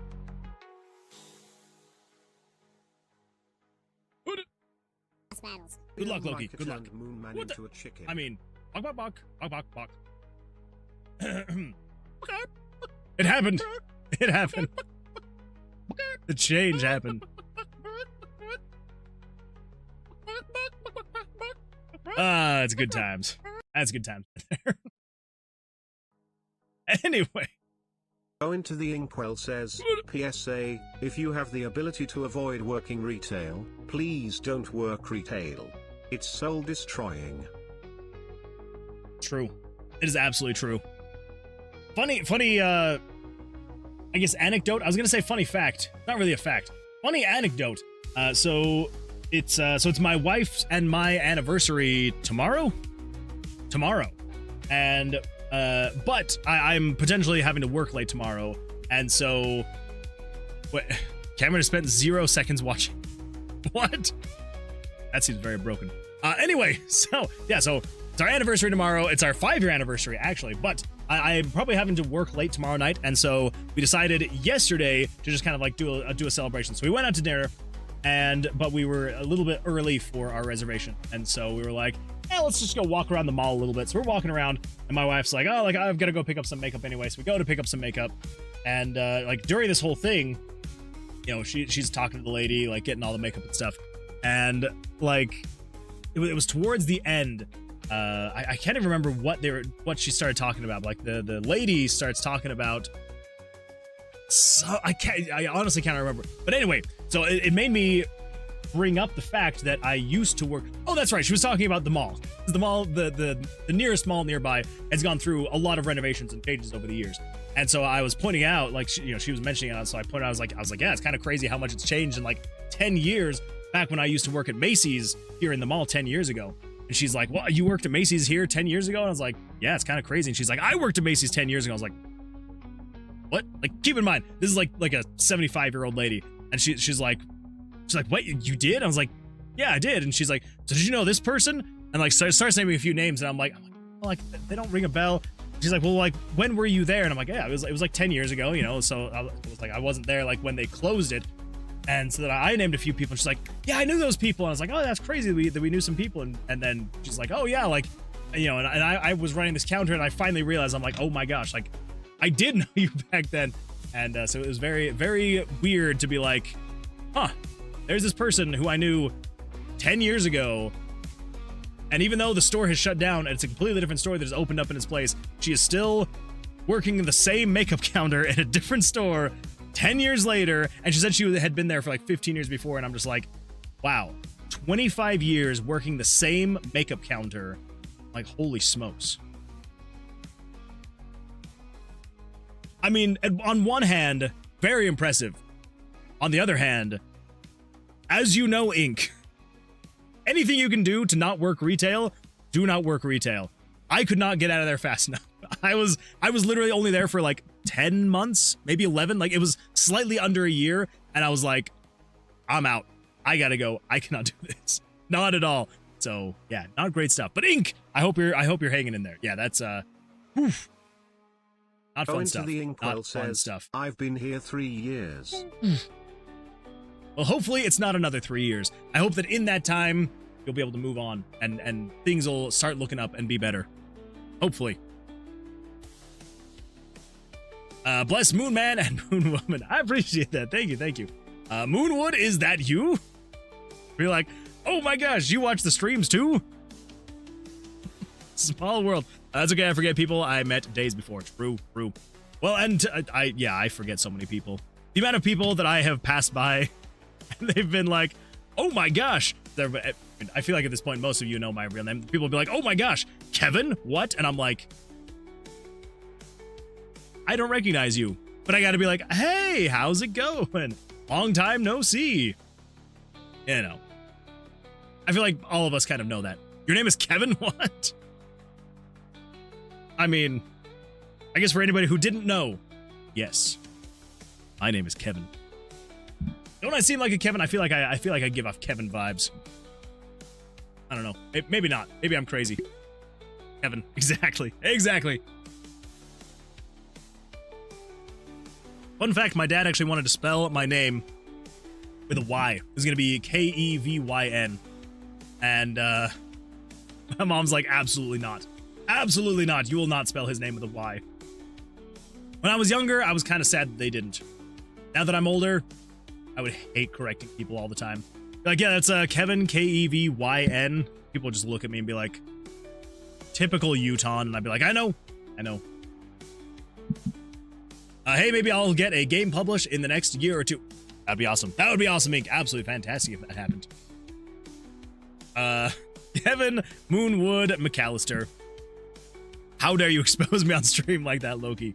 That's two streamers named Kevin. Wait, who else is named Kevin? I must know.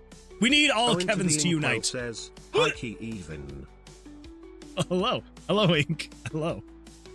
Good times. Okay, let's see about this whole merging dice together. So I believe it would be right here. This is if 21. It's so funny. You can tell when we go into my old code because you can see just like how poorly it was all coded, written. Look at that. The double equal sign. So if 21 is equal to 20, and if 9 is equal to 18. I believe this is checking, is the dice you have picked up. Yeah. Okay. This is gonna be... This is not the... oh man, yeah.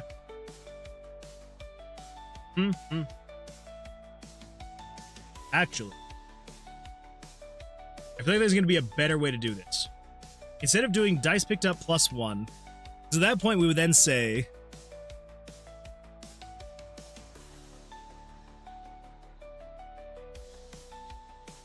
Oh, I'm gonna read it now.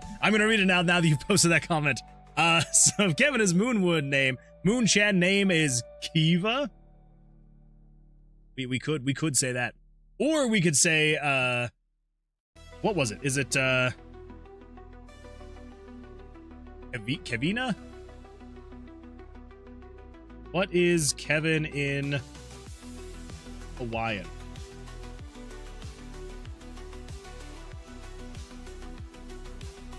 I used to have Kevini? I used to have a keychain that my dad had brought back for me one time when he went to Hawaii. And I swear it said Kevina. And he was like, that's the translation for your name in whatever the native language is in Hawaii. Is it Hawaiian? A Hawaiian language? Is there another thing for it? There's still time? No, I'm starting now. In my morning high school guitar class, someone stole my Pop-Tart. Your Pop-Tart? My Pop-Tart. I ran after them, tackled them to the ground, and a bunch of guitarists got knocked down. A bunch of guitars got knocked down and exploded. To this day, my friend reminds me of the event where I assault another student for touching my Pop-Tart. That student's name was Kevin. Want to know something funny? It was me. It was me the whole time. I have come back to get revenge on you, Sumrandev, from the other side of the continent. On stream. To expose you for the Pop-Tart person you are. The native and indigenous language of Hawaii is Olelo Hawaiiai, the Hawaiian language. Ah. It is a Polynesian language belonging to the Austronesian family and is one of the 2 official languages of the state of Hawaii, alongside English. That's kind of cool. Thank you for letting me know that, Ink. And also, thank you for taking the text-to-speech so Sumrandev would not have a chance to do the text-to-speech. Absolutely fantastic stuff. Although, I will say, Sumrandev, I would probably also chase down someone if they took my Pop-Tart. I would want, actually, I would 100% chase down someone. Especially if that person was named Kevin. Like, who the freak names their kid Kevin?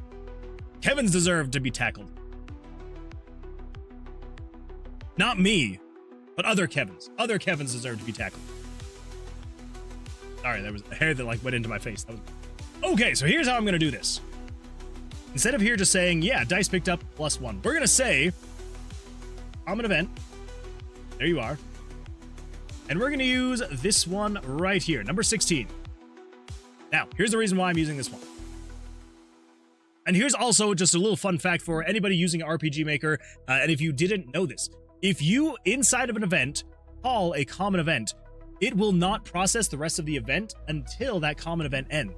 So it's not like I have to come in here and like add some kind of wait time and be like, oh, I want you to wait, you know, I think this thing's gonna take, 30 frames to process, so I'm gonna wait for 30 frames. No, when you call a common event, this event will not do anything else until it finishes that common event. And essentially, it's basically taking code from the common event and running it inside of the event itself. And yeah, so it will not actually. So we're gonna say run common event 16.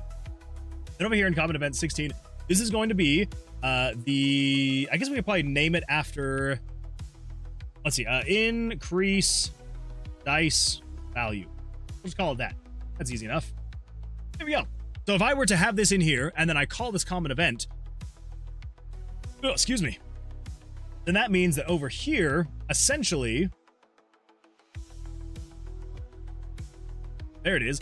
This would basically be doing the exact same thing because it just has that one thing in there. But I can go in and I can add more, this whole process of increasing the value of the dice, and then I don't have to actually add any more code to this spot here. I literally can just say, call this common event, it'll do the thing, and then you're good to go. So I should be able to then come down here and essentially just be like, okay, so this is dice number 2, dice picked up, delete that, put that there. I scroll down here, it goes dice picked up +1, throw that in there. And I can just come along here and just do all of this stuff here. And then when I change the code at all, there's just still going to be this one line. It just runs it all. That'll be that. It'll be beautiful. Absolutely beautiful stuff. I hope. If this doesn't do as I'm saying it's going to do, then I'm going to feel very embarrassed that I'm sitting here hyping this thing up. All right, bag slot 4-2. 4-3. 5-1. 5-2. And 5-3. Go. Okay. Now we should be able to come over here and give that a test and see what happens.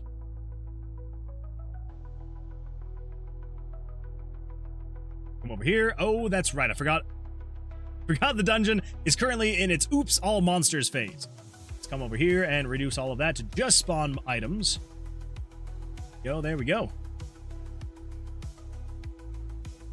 Okay, so we have this item. I don't know why I'm needing items. I can literally just do it here. If I drag and drop this, bam, there we go. Do this, bam, there we go. So all of the merging is still working exactly how it was before, and you still cannot merge things into other things, even though they're the same value. They have to be the same value and the same element. So that's all still working. That is all still working. That is all still good to go. Cool. Cool, cool, cool. So with all of that being said, now we need to come in here and we need to then actually add in all of that fun stuff for this guy right here, the merge magic, which increases the chances of leveling up a merging dice twice. So let's do that. And this is just doing it percentage based by 1%. Let's see. Kavina sounds good. We could go with Kavina. Summer Dev lore is crazy. I need 1 hour theory video. That's true. Summer Dev, when are you going to do one of those like draw my life videos? You should definitely do that. Absolutely, you should. Oh, we're not busy. Could you check art? Yeah, I can go check art in a little bit. I will deliver. Someone stole your food. World end begun. It's true. It is true. FYI, Jellyfields is out. That is true, Ink. It 100% is, and it's, oh, I'm very excited for it. I haven't been here in so long. There's so much new. Yes, that's true. There is a decent amount new going on here. A lot of it has to do just with the skill tree, but there's more than that as well. So, yeah, we've been making progress fairly. We've definitely been making progress. You've been locked in. I've been locked in. It's just a good time here. I've been planning to do monthly posts on my second channel. Maybe I'll do that before end of May. So, like, in the next day and a half. Bad idea. Not a bad idea. I plan to buy it as soon as I can. Same here. Man, my plan is for tomorrow. You know that's actually cool. I am hyped for it. Should be. Honestly, you absolutely should do that some random. Except you can't figure out something as simple as a pop-up. You know what? You know what? Over on YouTube, let's see what do we got. I remember people, but I forget names. Yeah, same. I can remember faces, but yeah, names. Yeah, common event calls are all like a subroutine call in most programming languages. There's no return values here, though. True. Yeah, and honestly, like I do like the way that it handles it. Now that I have it released, I want to show up more. I just needed to really lock in. No, really, that is totally understandable. I know that you had a lot going on, especially prepping to get ready for the release of Jellyfield. So no worries at all. Not saying that I don't want to see you here more often, but I also know that, if duty calls. That takes priority right there. Oh, I didn't realize May is so close to over. It 100% is not happening. I believe in you. All right, technically you have 3 days. You got 3 days. You got Friday, Saturday, and Sunday. I feel like you could make some kind of post. I'd say give it a shot. Give it a try. See what happens. I need some advice if you don't mind. I am happy to give some advice. Dazu, hello, welcome. Glad to see you here. What if you can't remember names? Do you remember everyone in chat? I feel like it's actually kind of slightly easier for me with chat. And I don't know why. I was going to try and think of a reason why it would be easier for me to remember people's names in chat.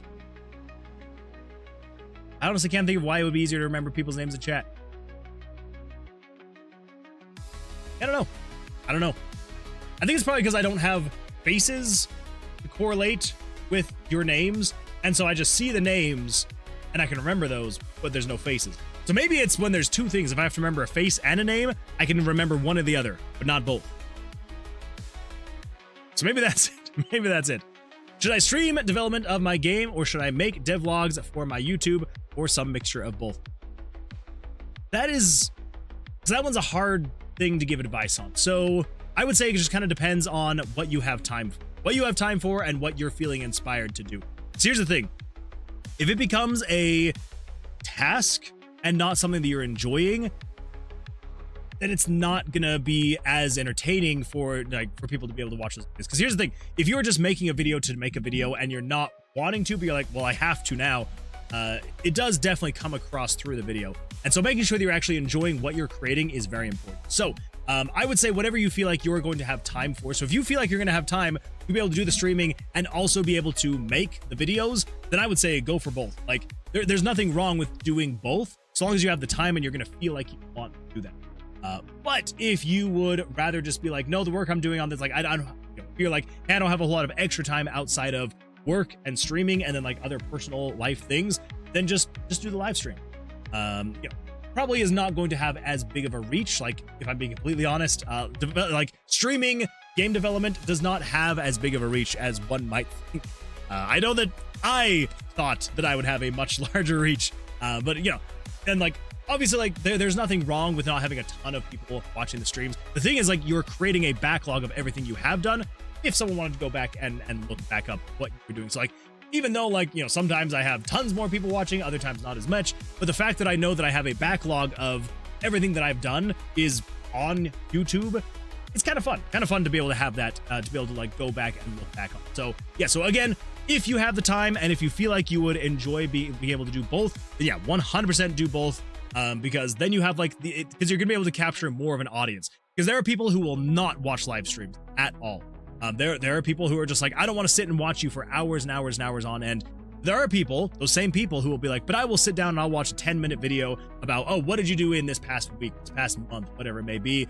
Give it in little bite-sized pieces. There you go. They love that. At the same time, there's also people who are like, I'm not gonna watch a 10-minute video. That's crazy. But I will watch a 60-second short of what did you do in the past week. So if you can somehow juggle and balance doing the live streams and creating devlogs later, then I would say go for it. If not, then I would probably say prioritize. Well, again, like, it kind of comes down to what you would rather do. Yeah, so if you're wanting to do streamer stuff, then I would say prioritize the streamer stuff. But if you're wanting to stream video games and then make the games off stream and then do the devlogs later, then that would kind of be a way. But again, it all comes down to time. If you don't have enough time, then you kind of have to like pick and choose. But if you can do both, honestly, both are going to be much better. Summer Dev says both. Well, there we go. Summer Dev is saying both. Streaming will give you VODs content for your devlogs. That is true, and that is true. And that's honestly like how I get a lot of content for like if I'm making shorts and things like that. If they're not shorts specifically at like, here's my, you know, tips and tricks and all that stuff. It is a great way to be able to just like go in, grab like a 20-second clip and just be like, there you go, there's a short. But who knows? This could be a short right now. Probably not. This would be a terrible short. If this is a short right now, I am so sorry that your algorithm fed this to you, and I hope that your algorithm can be cleansed one day. Yeah. Some random says, nuh-uh, I hated making every video I've ever made, but people always comment, I can tell you're having fun with this. I'm sure that's exactly how it was, Some Random. You hated every single video, and you never wanted to make a single one. But yeah, it's nice to have history and stuff to show your progress. True. I'll give it some thought. And honestly, like, if at the beginning you wanted to like go crazy, because here's the thing, I went crazy in the beginning of my like streaming and content creation, with, you know, when I started back in 2024, like I went absolutely nuts. I was streaming basically every day, like, because I was streaming 5 days a week for like 5-ish hours. I was streaming basically every day, and then I was trying to do a devlog weekly, and then I was also uploading about 2 to 3 shorts a day. It was way too much. And so eventually the devlogs kind of got down to like, you know, every other week, and then every few weeks, and then once a month. And now it's been over a year since my last devlog. and then the shorts used to be, it was literally, I would have a short for morning, the afternoon, and the evening. And I was spending so much time trying to figure out, okay, like, when's the best time to upload these shorts? What would be good titles? You know, like trying to find that space. And eventually got to the point where I'm like, okay, I don't have enough shorts, like good shorts to actually upload. So I'm just going to do it once in the morning, once in the evening. I did that for a few weeks, and then I was like, okay, this is way too much still. I'm going to do 1 short a day. And I was doing 1 short a day for, this was probably months that I did. I was doing 1 short a day. And then after a while, I was just like, I cannot keep up with this either. And so then now it's kind of turned into like a 1 short every now and then. Like if I make a few consecutively, I'll do maybe a couple per week. So it's basically, I do the live streams, maybe a video every now and then, a short every now and then. Yeah. Devlogs were so good though. I need to get back to doing them. Yeah. I need to do better at that. I need to do the devlogs again. I need to actually finish my my JavaScript tutorial series. I've been sitting on episode like 5 for a couple months now. It is so close to being done. It is so close. I just need to get there. Yeah. Anywho, let's see. I'll give it some thought. I will now do a magic trick. What's the magic trick, Dazu? What is it? Content creation with game dev is tough because you need to have sparkly, shiny things to show constantly, and dev work, the shiny stuff, is often in the last 5%. True. What the? Why didn't that play? It says that it's playing, then it didn't play. Oh my god. What? 4? Why are none of these playing? 5? Dazu! Wait. We're at 1, 2, 3. Holy smokes. Oh my goodness. What was that? 1, 2, 3, 4, 5. There they are. It just took a while. Dazu just turned their way into the credits of Tomb of... Holy smokes. I don't know why I'd only played one of those. Oh, there we go. There's another one. Got 2. Dazu just... Okay, there's no... Okay, so it just got a little bit behind. Dazu Holy smokes, just turned their Dazu. way into the credits of Tomb of That is Vercilias. insane. So yeah, so how many was that? 1, 2, 3, 4, 5. Dazu my just gosh. turned their way into the credits of Tomb of Vercilias. Dazu, that is absolutely wild. Thank you for that. Dazu just turned their way into the credits of Tomb of Vercilias. Scared the crap out of me. And then... Fairly I just turned their way into the credits of Tomb of Vercilias. Barely. Thank you so much for also redeeming your name again in the credits to Vercilias. Holy smokes. Yeah, let's get in here and get your guys' names in here. Okay, so we got Dazu in here. So you're already at a 3x. Raisa Selmer just redeemed 3EH. And absolutely, we can do some stretching. Absolutely. Okay, so that is going to put you up. Oh my god. So what is that going to put you up? That is a 8. You are now at an 8x. Holy smokes. Okay, so that puts you right. Oh. You climb those charts fast. You are now 4th on the list in the VIP/MVP section. Holy smokes. That is fantastic. Very nice and done, Fairly. And Fairly. That was Dazu. And then Fairly, you are now at a 4x, which is going to throw you up all the way right over here above. Oh my goodness. Look at everybody. You are above now. So many people. Holy smokes, Fairly. Absolutely fantastic stuff. Thank you both for watching for so long to be able to redeem that many names. I do appreciate that. So thank you. Thank you so much. Holy smokes. That was so many. Let's see here. Okay, all right. So what was the rest? I discovered you through them. That is true, Dazu. Yeah, and that's probably why I need to actually start again, so that I can have more people start actually discovering the channel. Probably important for me to post a little bit more. But I'm glad that you did enjoy them. So yeah, I do need to get in there and start doing a little bit more. Let's see here. I miss where triple. Whoop, oh, that was. Okay, there we go. I miss where AAA innovate a game on limited consoles. Therefore, Mayor G, the console, the game itself. True. Holy, not as good as my redeems. That is true, Loki. You did have way more back-to-back, which is absolutely wild. You did 20. Like, you literally went from 0 to 20 in one stream. It was crazy. Absolutely crazy. Let's see here. They are coming. RIP PS1, Atari, Sega Genesis, and SNES. It is so sad. Very sad. Honestly, I feel like some game devs should go back and just actually and I obviously there are some indie devs, there are like some independent people who are still creating games for those consoles, like actual games you can put on those consoles physically. But I honestly don't understand why mainstream developers don't just go back and create games for those older consoles. I mean, I guess it's probably just easier to create a game like that on a newer console. But still, I think it'd be cool.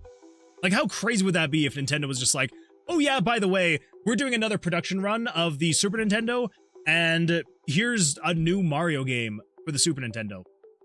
Or here's a new Zelda game. Like, I think that'd be crazy. I was giving them in case you made another costly redeem. That never happened. That is true, Dazu. I don't know what else I would add. I mean, I might add something eventually, but it's going to be so far down the road, you'll be able to get those points back. Firemaster. It's true. We do have a nickname over here on Coolman Chill 69. Yeah, Coolman Chill 69 does have Firemaster as a nickname on their name. It's okay from your protest, Moon. We'll definitely add one now. I mean, I guess that's true. Now that you've redeemed all your points, now I can go in and add something crazy. Fun fact of the day, Neanderthals were just as intelligent as our human ancestors that we coexisted with, contrary to popular belief, of course. That is actually something I had no idea. I honestly thought the Neanderthals were not as intelligent. That's kind of cool. Ahem. Yes, Loki. What did I miss, Loki? What did I miss? Dang it, I might have to farm more points. Don't worry. You'll get them before I do anything like that. PS1 was the only platform where you can play it with the game disc removed, no corruption, still smooth playing. True. It is kind of crazy to think about that you were able to do that. Sad that our button never came back. Sad. Don't worry, it'll come back one day. 100k equals get added as NPC. That would actually be kind of cool. I might do that. Let's see. When is Moonwood going to check art? We never know. Don't worry, Houdin. I will definitely get there. They were so closely related to us that hybridization was possible. That is really cool. Oh, wait, giveaway? Yay! Wait. Hold up. There isn't a giveaway yet. That's on Sunday. The Sunday is when we do the giveaway. Let's see here. Okay, so let's see. Over on YouTube, we got Tillo9511 says, yo! Hello, welcome. Wait a minute. Hold up. Sorry, I'm checking something really quick. I'm checking. Give me 2 seconds. Oh, that's not the one. This one.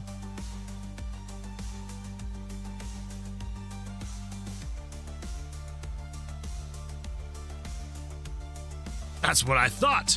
That's what I thought. Tillo. It is saying that you are a Moonwood sapling, which means that you joined. You got a membership?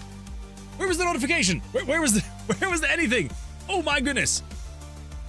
Tillo, thank you for that. I appreciate that. Holy smokes. Yeah, thank you. There should have been something to show that. I don't know why the YouTube notifications are not working. I do not know. Thank you, Tillo. Thank you so much for becoming a member. I appreciate that. See, Yuzo Koshiro is one of the biggest developers to go back and make a new Sega Genesis game. Ooh, I might have to actually look that up. What was it called? Eartheon? Your guess is as good as mine. Came out late last year. That is really cool, actually. Yeah, I had no idea. Yeah, wow. Yeah, Tillo, thank you. Thank you for that. Yeah, there definitely should have been a notification. I don't know where that would have gone. I definitely still have them on. I don't know. Thank you. Thank you again. I do appreciate that. Scroll up, you fool. Wait. Not as good as my redeems. He used to be a lunchtime streamer, but he had to get a real job. Oh, that's true. That's true. I did used to be a lunchtime streamer, and then I did have to get a real job. I did have to go get money for my family and myself. I had to keep us afloat and keep food on the table and all that fun stuff. I'm sorry. Maybe one of these days I can switch back to being a lunchtime streamer, but sorry. Until I can start making enough money to be able to do this full time. Can't really do this full time. So either I need to have a very successful Kickstarter to get this game going, and then I can quit my job, or maybe something like that. Maybe one of these days you won't ignore my message. I don't know if that's gonna ever happen. It's so unintentional. I don't know how it happens every single time. I don't know, but it does. And I'm so sorry, Loki. Oh, let's see. Kemdari Vike says, hello, Moon Man. It's been a while, and I want to say I'm loving the UI stuff. Welcome back. Yes, Kemdari, it has been definitely a hot minute, but I do appreciate you being back here. Hopefully life is treating well. Hopefully things are going well for you. And thank you. Yeah, it's been, there's been a lot of changes since the last time you were here. So hopefully all good changes. I know there's probably been a couple that have not been as good, but yeah, so welcome back. Yeah, hopefully life is going well. Create a poll. What's more likely, Moonwood making a game in Excel or Moonwood not ignoring local? Ooh. Funny enough, I'm going to say probably making a game in Excel. As much as I would love to eventually make a game in Excel, I don't think that's ever going to happen. And as much as I would love to not ignore you, Loki, I could actually maybe see that one happening. I could see that one potentially happening. One of these days. Okay, so let's come in here and we got to get this thing working. So come over here to 5, I think. There we go. That's the one. So copy that one. Go over here. And we're just going to say, paste that in there. So 710. So this is going to be 7 whatever. So this is luck level 6, I believe. If you're greater than 1, which means you have the skill unlocked. We all know it's more likely you will make a game in Excel. Yeah, maybe, possibly. Yoko Shimamura, the Final Fantasy 15 composer, released an album with an artist called Sleepnaz in 2023, I think. That's a kind of crazy name right there. I like it, though. I like it.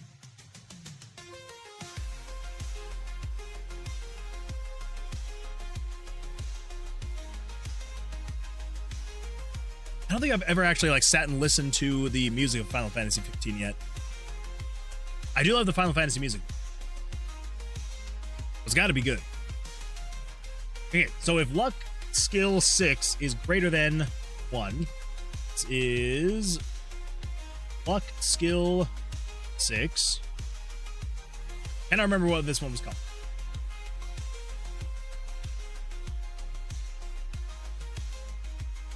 Luck skill 6. Merge Magic. That's what it's called. Merge Magic. back over to here. Merge magic.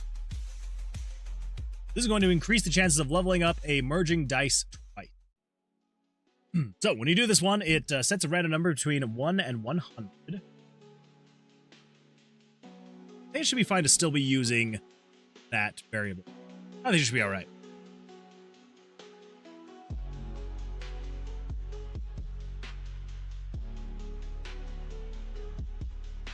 Let's see. It has some really cool, video gamey tracks.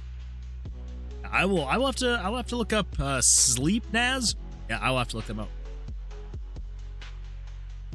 Okay, so 1 through 100, and then we're just gonna say variable 911. This is variable 7.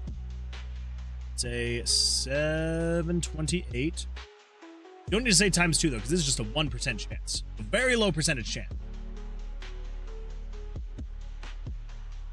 Get player damage. Okay, we're gonna say if you are that, then essentially what we can do is just say do that once and then twice. Yeah. All it would be, right? Essentially. So, come over here. And we increase, so it's this one right here. So yeah, merge magic. So let's get all of these skills. We can actually unlock this one. That gives us a 1% chance. So let's up this all the way to the 10%. So we now have a 10% chance, a 1 in 10 chance to be able to merge these dice together and have it double the dice instead of just going up by 1. So we do a 2 and a 2 to make a 3. 3. 2 and a 2 makes a 3. Oh, that one made a 4. It works. It works. 1 and a 1, make a 2. 2 and a 2 should make a 3. 1 and a 1, make a 2. 2 and a 2, make a 3. 2, make a 4. Go. 4 and a 4, make a 5. There we go. I feel like even being a 10% chance. I think that should be fine. I think it should be all right. Because I think it helps in just making it so that you could potentially level up just faster. You know? 3 and a 2, make a 3. 1 and a 1, make a 2. 2 and a 2, make a 3.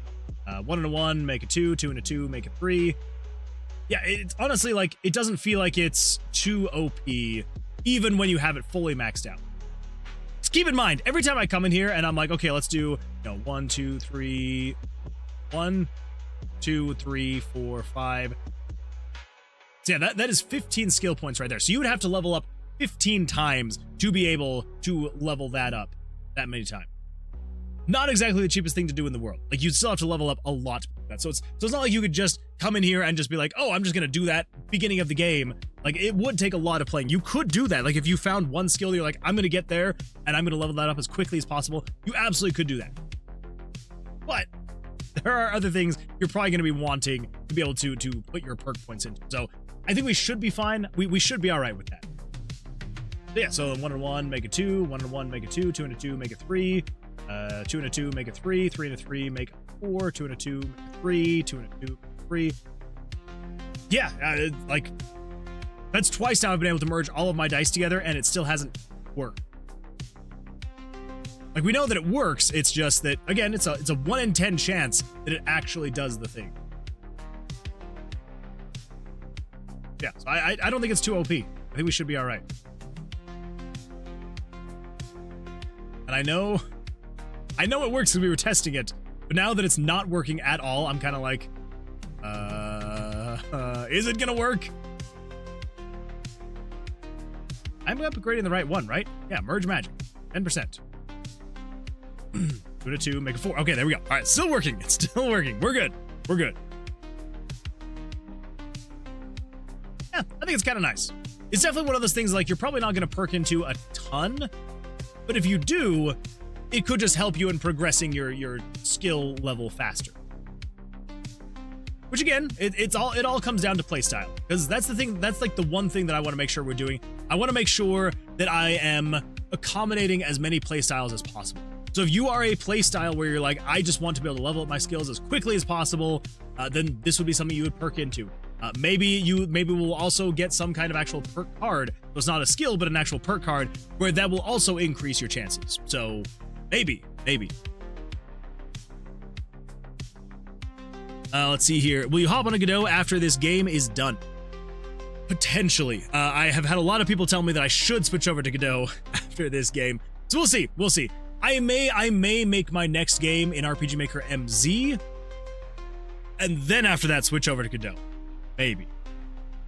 I tried making a text adventure with Raylib, but it's too much work. That's fair. That's fair.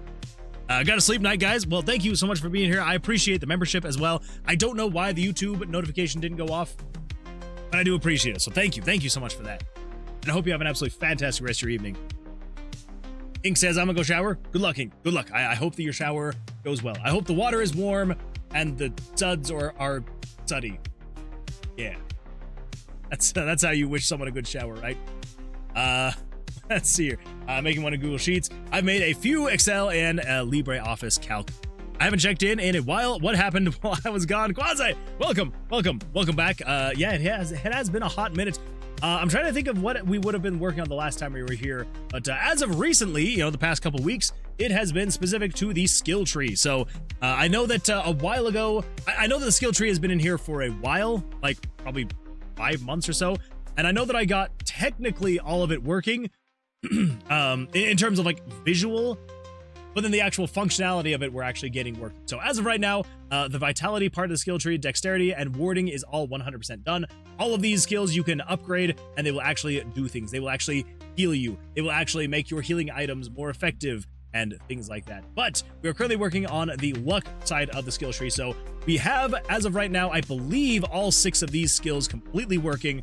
So you can have like weighted dice, a higher chance to have blackjacks on your first draws, being able to sell items for more gold, all that fun stuff. So yeah, so we literally just finished up Merge Magic, which is basically, it gives you a upgraded chance to be able to, when you are upgrading your dice, when you're merging them together, it will give you the chance of being able to have those dice essentially upgrade twice when you merge them once.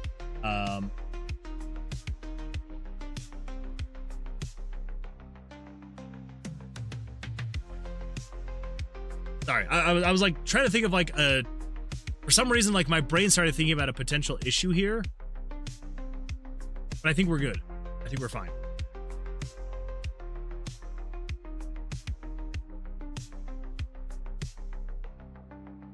No, because it would still. Wait. Okay, no. There is. That is not 100% done yet. That is not 100% done yet. We need to come over here. And we need to grab, let's see, here's the release. Yes, we need to grab this increased dice value. And then over here in the town, ooh, that would have been awkward. That would have been very awkward. Okay, so dice move, and then released. Okay, ooh, okay, yeah, so we need to replace all of these in the town with this. Yeah, I for some reason, yeah, in my head, I was like, wait a minute, what is it that I'm like because I was like, there's got to be something that I'm missing, and that is what I'm missing. So in the town, you can still merge your dice together. Obviously, like the town is going to get more later. Like it's going to need a huge refresh once we actually get done with the demo and I move into the town and start working on this stuff. But for now, I might as well throw this in here and get all this up to date, because in the town, not only can you merge the dice together, so you got to make sure that you can actually have this skill work, but on top of that, when you are purchasing dice, you can technically merge them when you purchase them. So if we come in here actually to the town, go, player's location, pull this up, and we in, and then so in here, like you can pick up the dice and you can merge them together. But if we visit the Mages Guild, when you buy and sell, you can still actually drag and drop, and they will merge if you put them on top of a matching dice. So we also want to make sure that is taking advantage of that. Now, we don't have the skill tree working in the town yet, but again, because it's not something that's going to be in the demo, so I'm not really focused on the town as of right now. But anyway, yeah. Shower's amazing. We shower forever. Shower's so good. When I was gone, you were making some card designs, spike pauldron, cheese wheel, etc. Oh, well, yeah, that's wow. So yeah, so we've had a few things happen since then. So basically, we have technically kind of finished that system. Essentially, if we come over here to the perk card screen, So that was the perk card system that I was working on. So pull this up, you will see we've got Axel's Wheel of Cheese, we've got the Spiked Pauldron, and then Fairly's Fantastic Scroll, and there are, I believe, 7 more of them as well. So you got Griffin's Potion of Power, Nick's Hat of Divine Wisdom. We refresh a couple more times, maybe we'll get one more. Yeah, Mathra's Ale-Soaked Gauntlet. So basically the thing that you said that I was working on before, that was our perk card system. So the perk cards are going to be a temporary upgrade in the game itself. So that whole system is essentially done.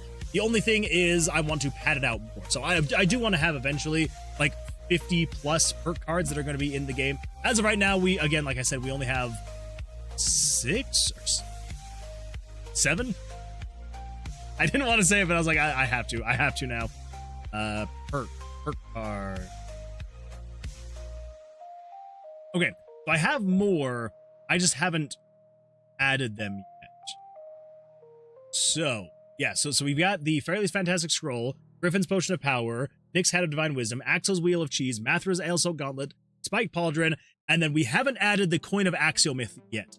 I have the graphic, it's there, we just haven't actually added it to the game. And then we have this older graphic, the Axel's Daggers of Damage, because this was the original, but then we've swapped out Axel's card from the Daggers of Damage to the Axel's Wheel of Cheese. So we have still this card technically that I'm going to be using in the game. I just haven't implemented yet whatever is going to be replacing it. So yeah, 2 years later.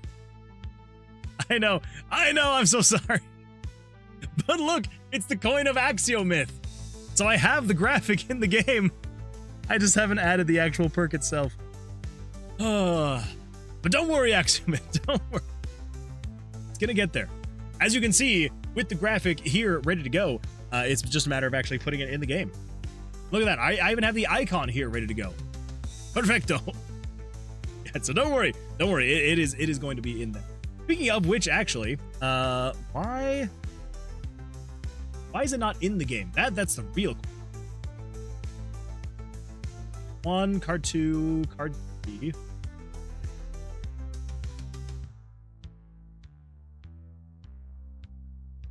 One of these, maybe it's in here. Yeah, one of these should be pulling the card. Generate items. Show perk icon. Out of perks +1. Select a card. Okay, yes, yeah. So there we go. Yeah, so 1 through 6.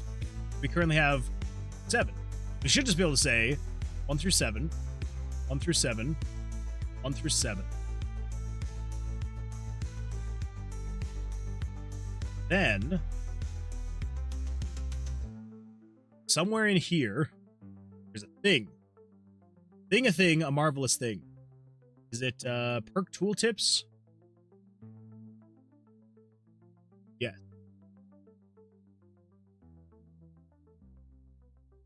There we go. 7.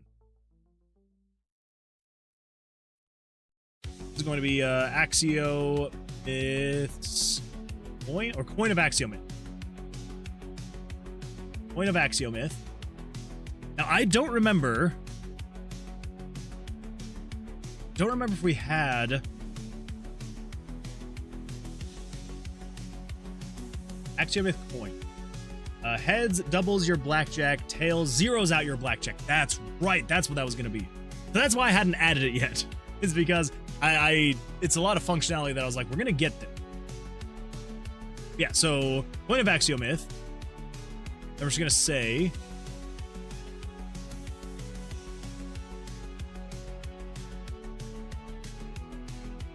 this is a coin of chance. Maybe, let's see, how am I going to best do this? The bearer of this coin. I'm trying to think of like the best way to describe it. Axel daggers used to be broken. Yeah, don't worry, they are here now.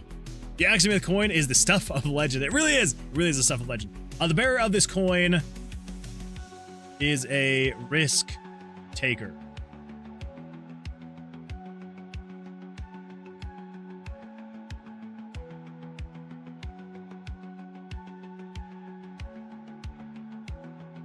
Okay. If it lands, and I also don't know how long I'm supposed to make these messages. If it lands on heads, there's got to be a better way to describe this more concisely.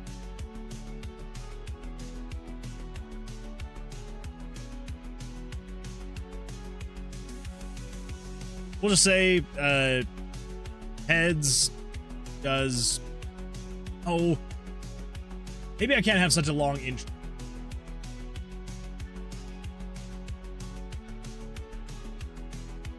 We could just say the coin of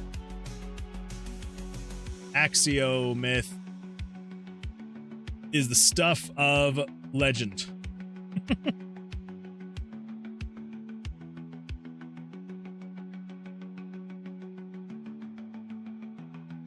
Heads triples your blackjack damage, but tails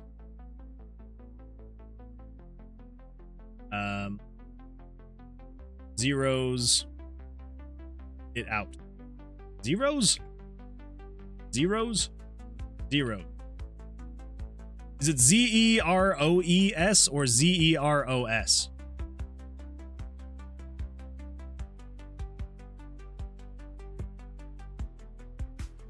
Zeros? That's what I was thinking, but it looks wrong. Tails zeros it out? I will leave it like that. Okay, there we go. There we go. Okay, so now, now do we need to have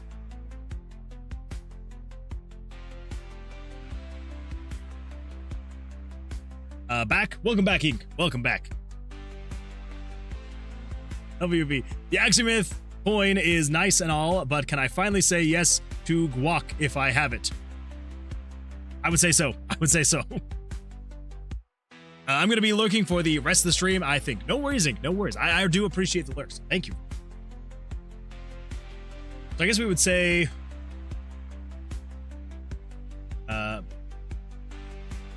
heads equals blackjack x3?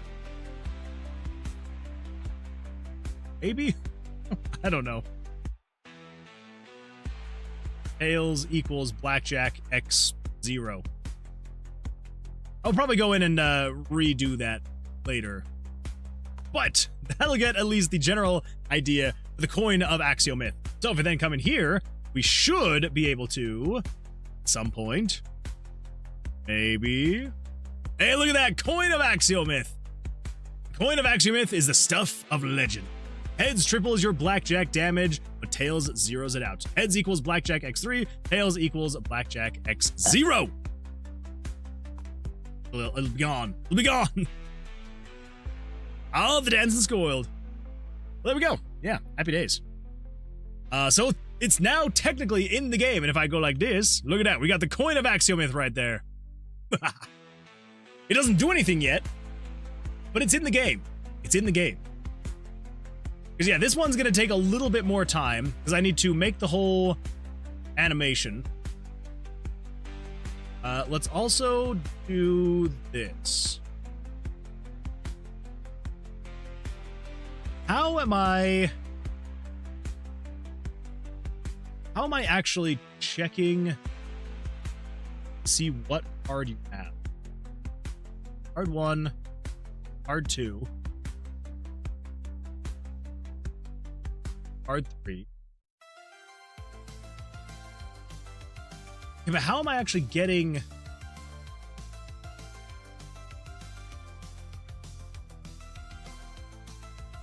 the thing? Like, how do I know what the players pick?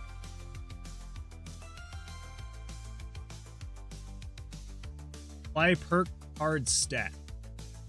Oh, hey. There we go. That's how I'm doing it. Okay. We need to come over here and we need to just grab that and we're going to say you are 7. This is going to be perk card 7. It's going to be the coin of Axiomyth.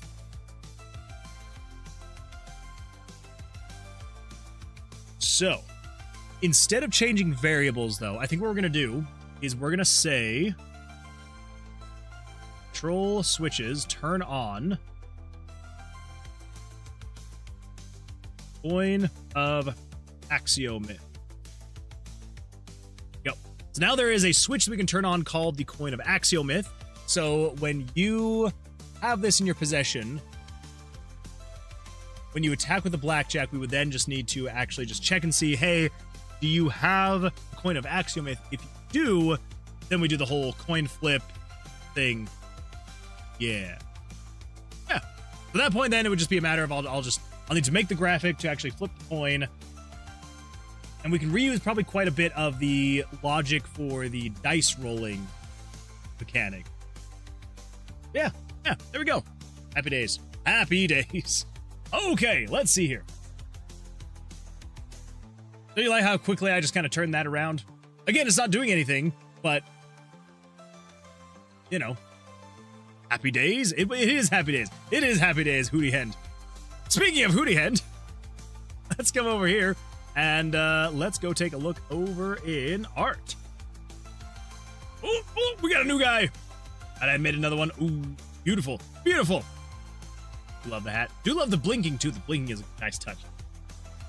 All three of them are happy. They are definitely happy. Absolutely happy stuff. I like these guys. I like these guys, Hootie Hend. Fantastic. Look at that guy. Still difficult to see the legs if I full screen him like this. But he's still a lot of fun. Still a lot of fun. I still like him. Trying to decide which one I like the most, though.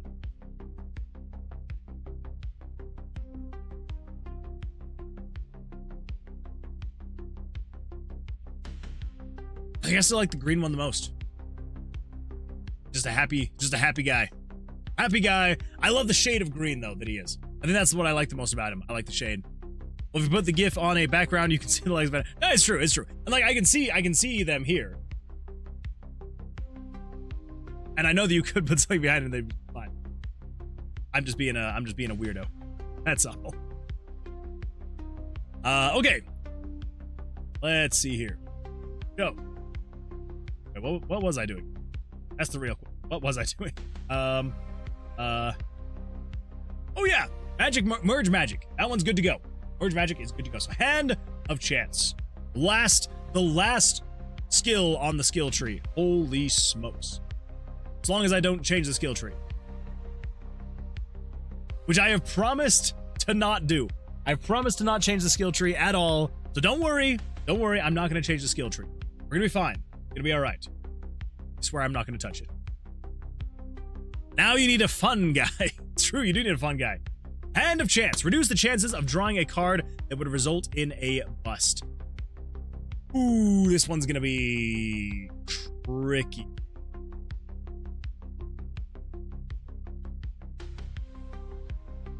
JJ, I'll be sad, even though I haven't looked at it at all. Now, I have already promised that I will no longer change game mechanics.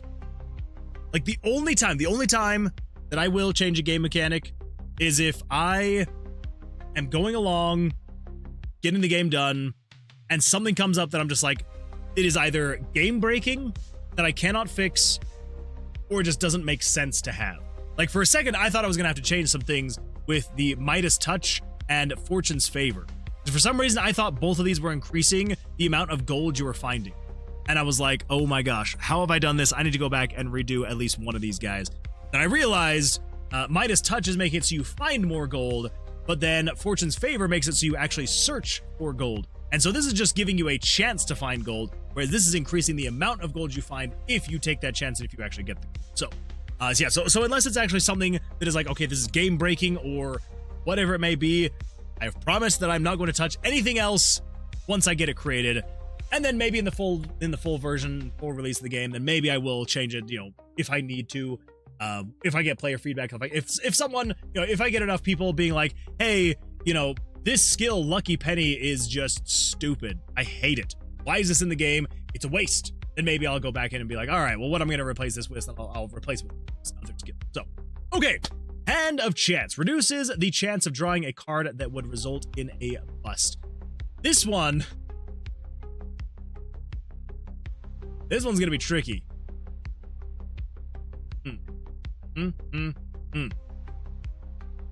Booty Hen summoned Sun-chan. Hello! Hello, it's me. I am Sun-chan. I've been summoned to get this thing started, and it's gonna be great.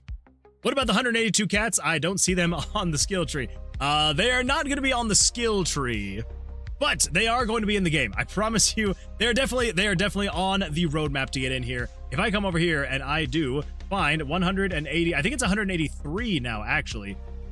Cats, there we go. Cat quest / NPC, there we go, right there. Booty Hen dared me to add 182 cats to the game, so that will be added as a side quest to rescue cats from the tomb, make the NPC Booty Hen, and then at the end have some random dev join in and say, I have one more cat for you to find, and it turns out to be a big boss cat fight. Yeah, don't worry. It's all on the roadmap. Not in the demo. It's not going to be in the demo. That is for the full release, because I'm not going to have the town with the quests and things like that in the demo. But it is still there. It is still going to be there. And boots and cats and boots and cats and boots and cats and boots and cats and boots and cats and boots and cats and boots and cats and boots and cats and exactly that. Okay. All right. So here in the tomb. Lamau, it says that stretch is a new sound effect item. Wait, what? It says that stretch is a new sound effect item. Really? Have I changed it? I've maybe changed it, so maybe it's showing as being new. I did have it turned off. Maybe that's why it's saying it's new. I turned it off last stream, and now it's coming back in. Oh, no, stream elements. Oh, it's stream elements, not sound effect. Eclipse-chan. That makes a lot more sense. Eclipse-chan, where'd you go? Eclipse-chan? Hello? Hello? Eclipse-chan, where are you? Eclipse-chan? Oh, wait. Eclipse-chan, where are you? Where are you? Hold up. Crap, there, I'll just say Chan. Chan. No, Eclipse-chan, come back. I will give you your points back. Where did Eclipse-chan go? That's why.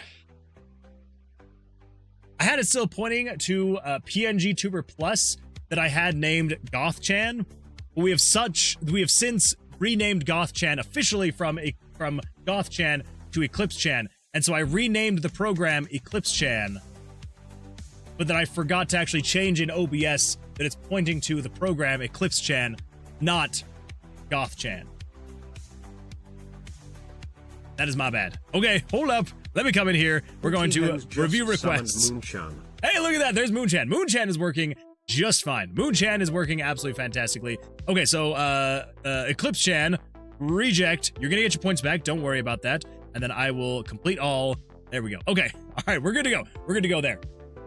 Yeah, that is my bad. That is my bad. I completely forgot to have changed that because, again, yeah, like I renamed it so that it would be called Eclipse-chan because there were, in some places it was called Eclipse-chan and then other places it was called Goth-chan. And so I was like, wait, I should probably just update these. And I forgot to update it in OBS. But now Eclipse-chan should be back. Here we go. Then if I turn off cameras, there we go. Eclipse-chan is back. Hello, everybody. Welcome. I am Eclipse-chan. I am here. I am back. Everything is great and good and dandy in the world. Yes. Happy days. Happy days here. Moonchan, why are you taking the third... why are you talking in the third POV? That's a great point. That's a great point. I don't know why I would be talking in the third person, but I am. I am, and I did. She's very eclipsed. She was very eclipsed. Their second and third, I really need to catch up. It's true. We've added so much to the stream. I'm trying to keep people engaged. We have Sun-chan, Moon-chan, and Eclipse-chan now, and obviously the Chicken Tuber. So many things. So many things. We've got that dancing Moon-chan over there in the corner. Great stuff. During high school, when we did arrays and pointers for different seed/card symbols, I'm surprised you didn't go for that direction. It might help while doing skills. Well, I mean, I don't know if I'd really be able to do much with like arrays and things like that with RPG Maker, unfortunately. Yeah, RPG Maker does get pretty annoying when trying to work with stuff like this. Unfortunately. So, Let's see here. We're gonna do. All right, so we're gonna switch back over to here. Say goodbye to Eclipse Chan. Goodbye, Eclipse Chan. See you later. He was great. He was great. He did great. Fantastic work. Booty hen turned Moon Man into a chicken. What the? Hello. Bok bok bok. Bok bok bokity bok bok bok. I am a chicken. Add a hat to the chicken, and it only appears at 1/10 of the time when someone redeems it. That would be kind of fun. I really should. I still need to do more with Unboxed. I should actually probably check and see if they have finally finished voting for that, so I can finally push my update. I should do that tomorrow. I should check and see if that thing's ready to go. Moon does what Moon wants. I mean, I kind of do. I try and do things efficiently, but for the most part, yeah, it is kind of, I do what I want. I do what I want, essentially. Okay, so, come over here to the cards. To the cards. I think what we're gonna have to do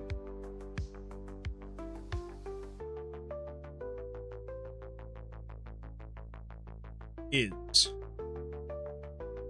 increase the chances of your first hand being a blackjack. Okay. Hey Moon, perhaps a repo stream in the near future. Maybe. Again, I'm like trying to avoid doing other things on stream that aren't game dev until the demo is out. So maybe once the demo gets out, then we could do like a whole repo stream. Just get as many people as want to join doing some repo. I'd be down. I think that'd be a lot of fun. I do love me some repo. I would be 100% down to do that. Dan says, you can use a variable as a pointer even in vanilla RPG Maker, no JavaScript, but it can be very unfun to keep track of things in your head. Yeah. I don't know. I mean, I guess I kind of am. But here's the thing. I don't really know what you mean by a pointer. I'm not quite sure. I'm assuming it's something that like points to a specific point in the code. But maybe I could be wrong in there. But yeah.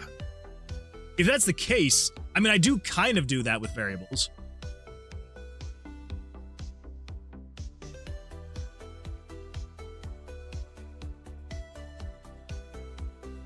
Would you press the button? You get $5,000 tax-free every month, but every month at a random time, you will get a chicken costume. Costume is impenetrable, and you have to have it on for an hour. This could be anywhere, during sleep, during a meeting, during a stream. I'd do it. I would 100% do that. It's like, here's the thing. If anyone were to be like, why are you wearing a chicken costume? I'd say, I wear this for 1 hour a month, and I get $5,000. I feel like most people would be like, okay, where do I sign up? How do I do that? Yeah, 100%. I'd probably even do it for a full day. If it was just like randomly, and if it was just like 24 hours you had to wear it, I'd do it. I feel like it would be a great way for me to brag that I get a free $5,000 every month. I'd be like, yeah, this chicken costume, paying the bills. Episode 11 was 6 hours ago. Oh. They are still ranking the games. Holy smokes. Okay, wow. Wow. Well, so where are they down to?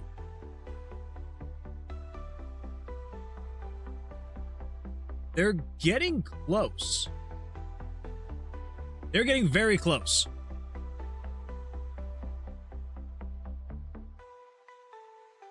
Okay, so this is the delivery one. I think I remember playing this game.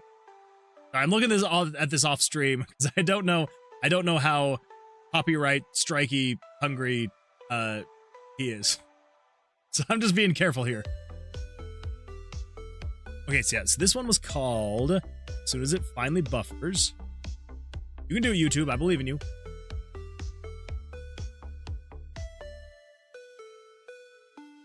Okay, so yeah, so Wub gets the cut. Can't remember which one that one was ranked at. In the actual ranking itself. Oh, wait! I think that's actually the last game. I think that was the last one. I think. I don't know. I'm gonna have to go through and watch at least a little bit of this episode just to kind of get like an idea.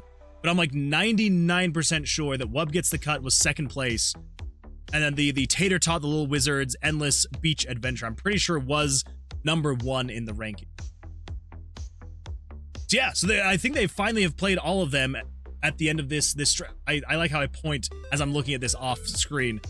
Yeah, I'm pretty sure, I guess I could pull this over here. I'm pretty sure that Wub Gets the Cut was number 2, and then this was number 1.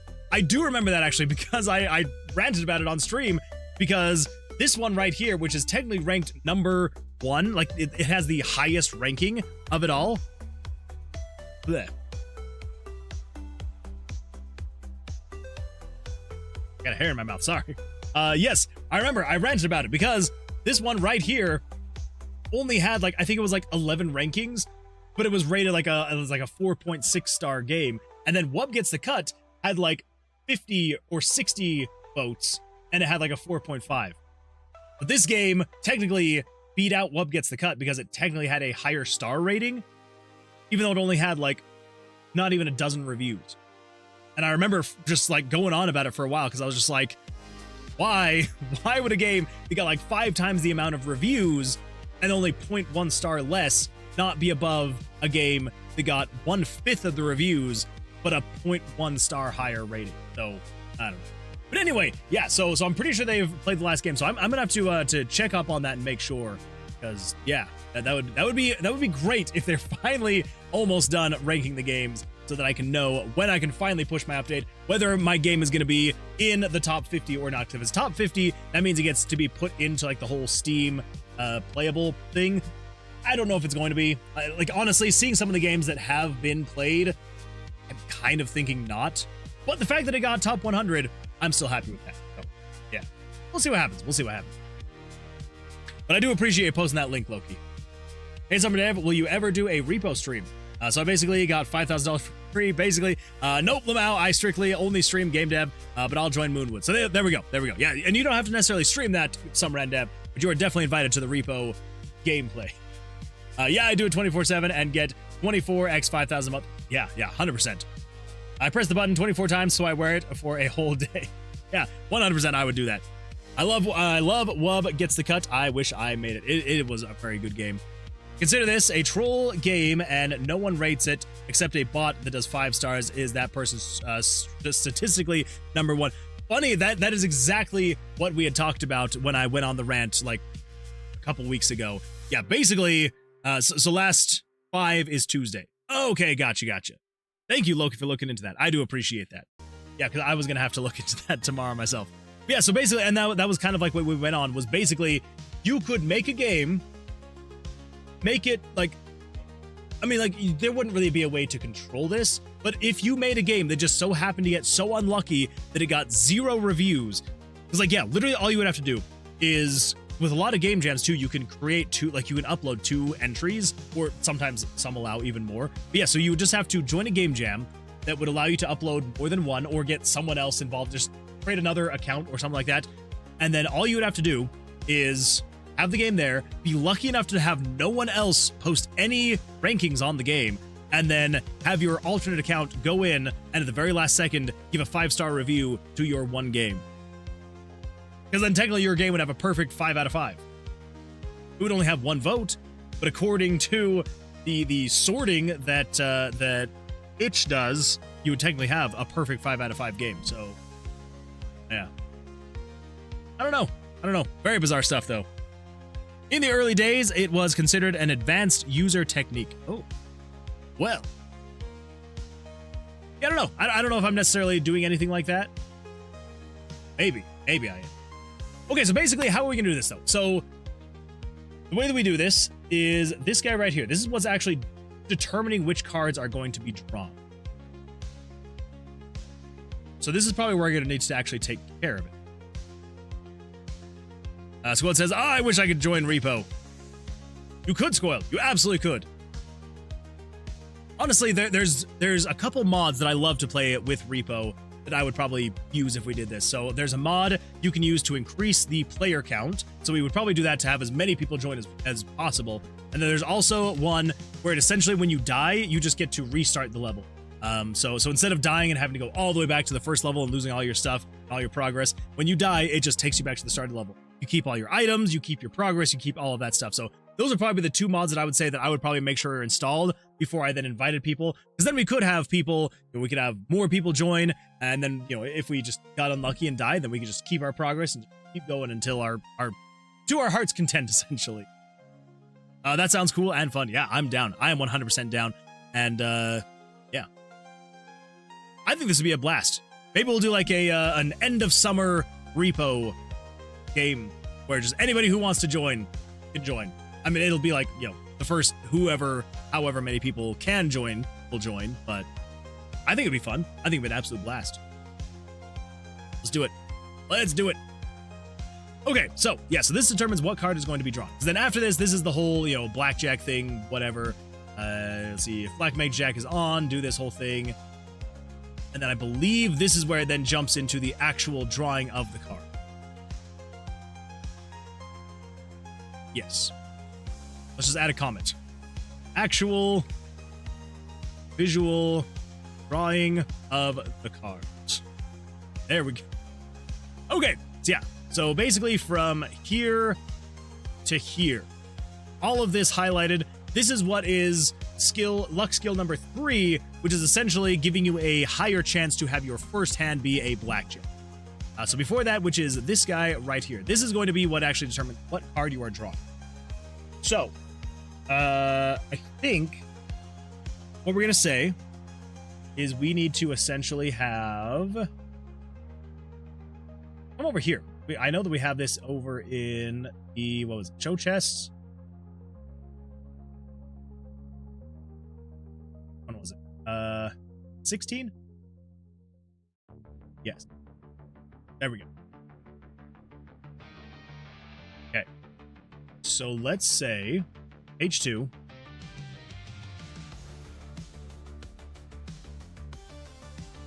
We're gonna have a loop here.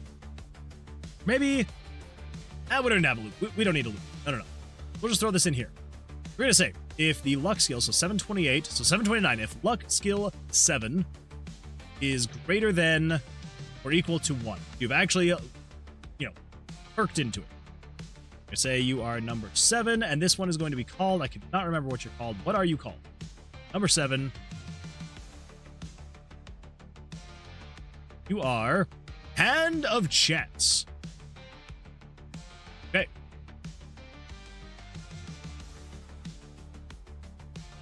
Hand of Chance. This is going to reduce the chances of drawing a card that will result in a bust. Yes. Then we're going to say 1 in 100. You are 729. So we're going to say 911 is less than 729. Then we need to say times 2. I think we're multiplying it by 2. We're going to say,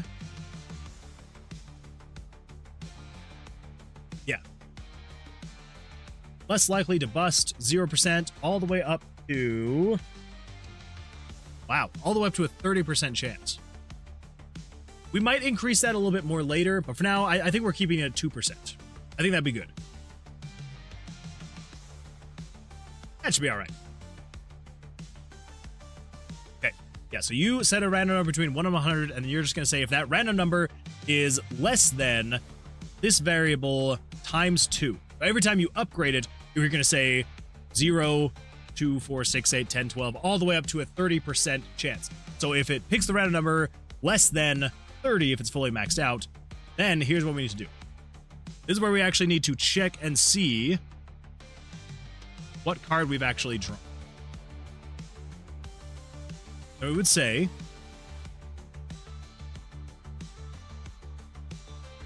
I think we have a total... Taking a seat for it already. This guy is greedy. Fair. And then the dancing from Hootie Head. So, if we go into combat... Yeah, we tracked the full... Does it go up one at a time, though? Oh, that's right. We've turned off the monsters. Dang it! You spawn. Monsters.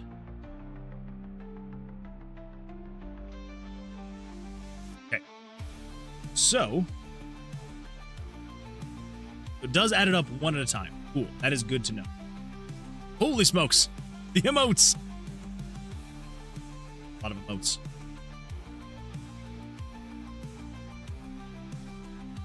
Okay, so we need to, let's see, where are we going to find this thing? This is going to be in...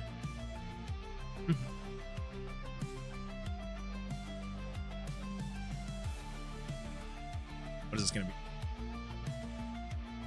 I'm going to go to sleep. Bye. Hootie Hen, thank you so much for being here. I hope you have an absolutely fantastic rest of your evening, and we will see you on the Sunday stream, I hope. Ah, the dancing. Oh, the more dancing and the cherries. This is a very animated chat now. I like it. I like it. Okay, let's make this a little bit easier to manage this stuff. Let's close all of that, and then we're just going to say 19. X19. There we go. Do our variable 35. So 35 is the actual draw value. Okay. I want to say...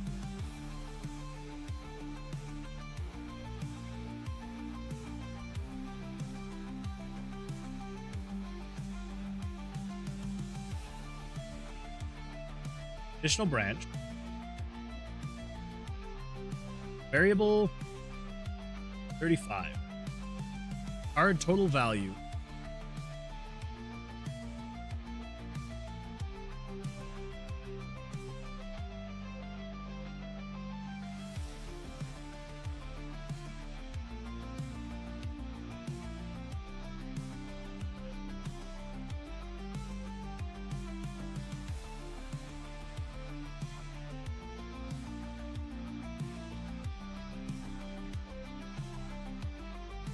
How am I going to do this?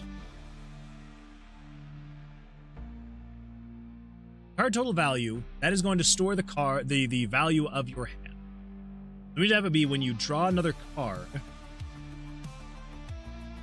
If you have Hand of Chance, it will then check your hand's total plus whatever you've drawn.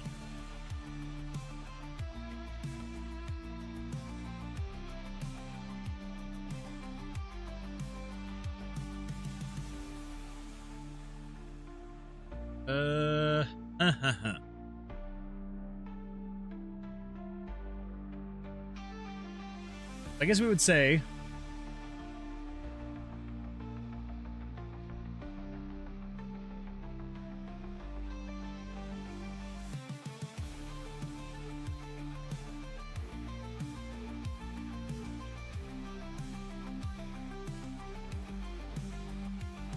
we need to check them individually.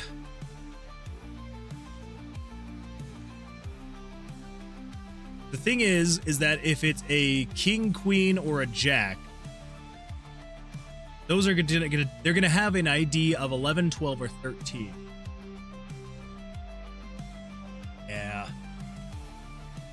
Okay, let's do. I guess we can use a temporary variable. Yeah, let's use a temporary variable. We're gonna say if the variable game variables dot value 1140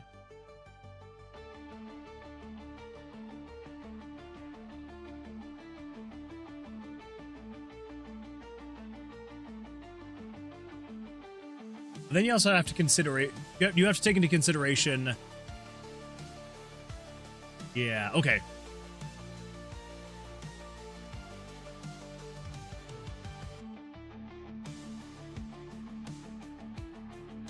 You could either do includes. Oddly enough, I kind of think doing includes is going to be better. So what I was going to say was basically we were going to say if game variables 1140 is greater than or equal to 1142 and less than or equal to 1149 or whatever. So as long as we're getting cards 2 through 10, I would say like if you're in that rate.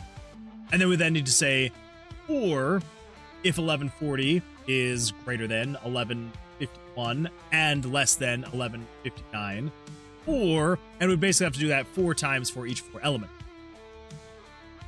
I'm kind of thinking, as jank looking as it's gonna be,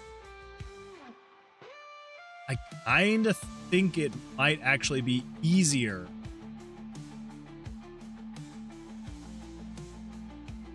Maybe.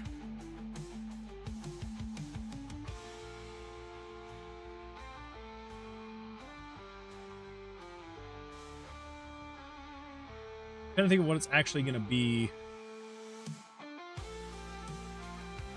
I think we're going to do includes. I can remember how to do includes. No, I have it somewhere in here.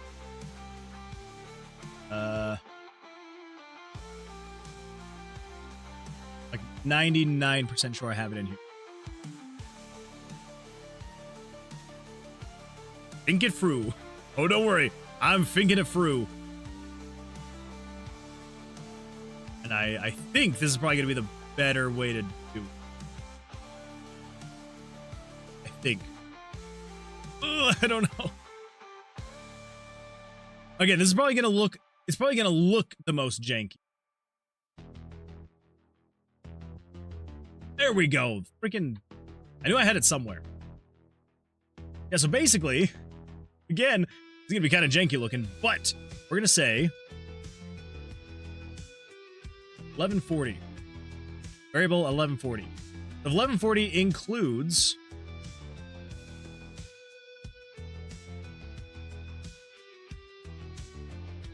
How many numbers is this we're going to have to type out? This is... So we would be taking out ace, jack, queen, and king. That's 4 times 4 is 16. That's 52 minus 16. So this is 36 hard values we're going to have to type in.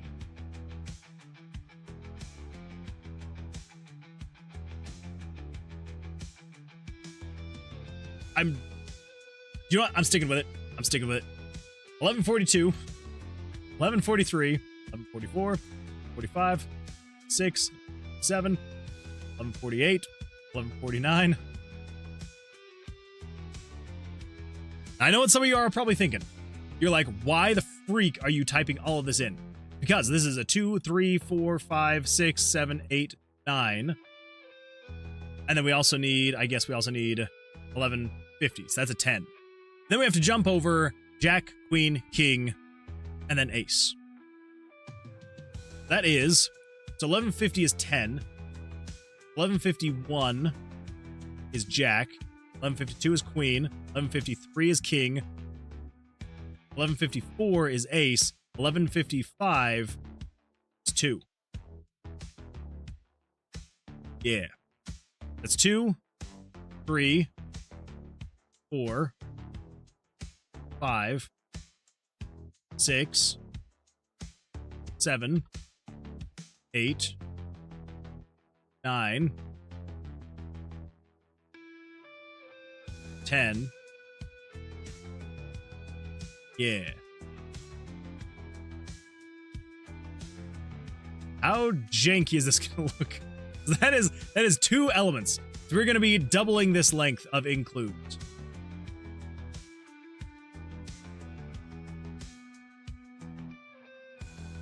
Now, and again, maybe this is a good thing to do, maybe it's not a good thing. We're gonna say game variables dot value 1140. You are greater than or equal to 1142. It's the starting, right? 1140. Yeah, 1142 is the 2. And Headshot. What? Thank you for the headshot. I appreciate that. 1140 is less than or equal to, what was it? 1149, 1150, 1150. Throw that into parentheses, grab that, and then we say or 1140 is greater than or equal to, so we got 1155 through 1163.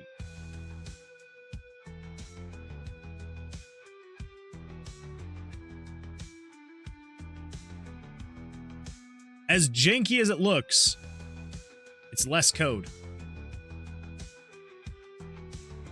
It is less code. Not that it really matters that much, but it is technically less code. So, I'm gonna stick with the includes. Be upset all you want, some random. Be upset all you want. What's the password? What is the password?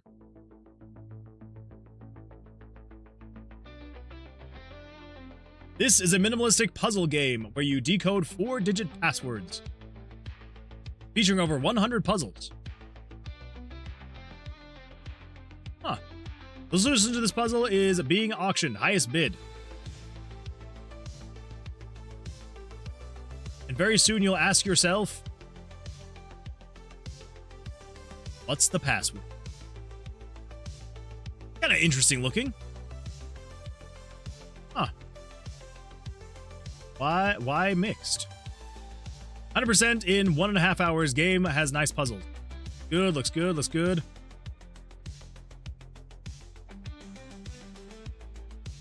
So where are all the negative reviews then? These are the most helpful. I guess most recent? They're just not negative only.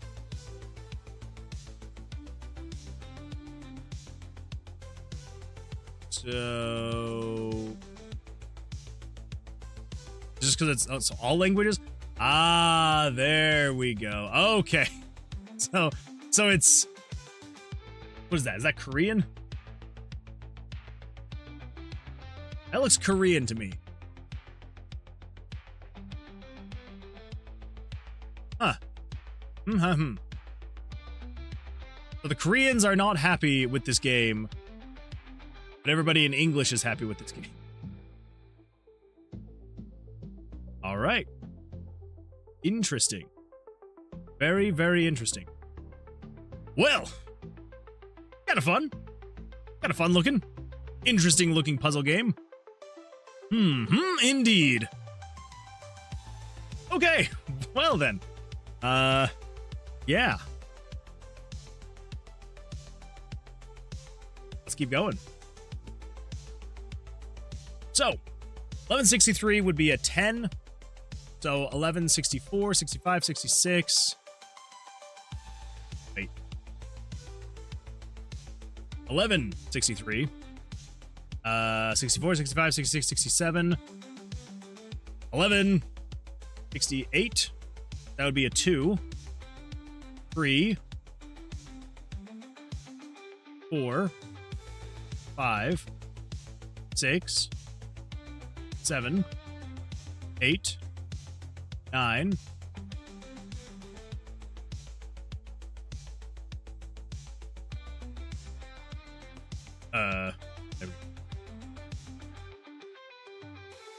1176. Should be 10. I just want to make sure that we're still good here.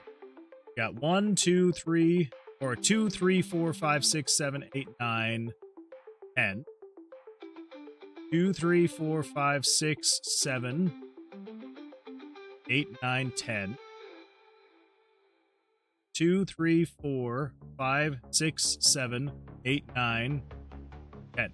Okay, still good. Then, so 1176. 76, 77, 78, 79, 80, 81. 67, 67, 67. Yeah, so 76. 76, 77, 78, 79, 80, 81. That's 2. 3. 4. 5. 6. 7. 8.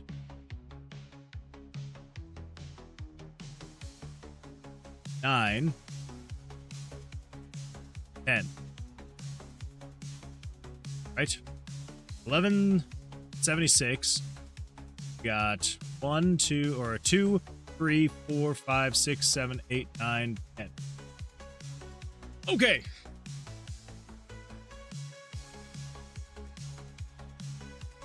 Add a comment. We're just gonna call this, what are they called? They're not face cards. We're just gonna say card is 2 through 10. Yeah, sure. So if the card you've selected is between a 2 and a 10,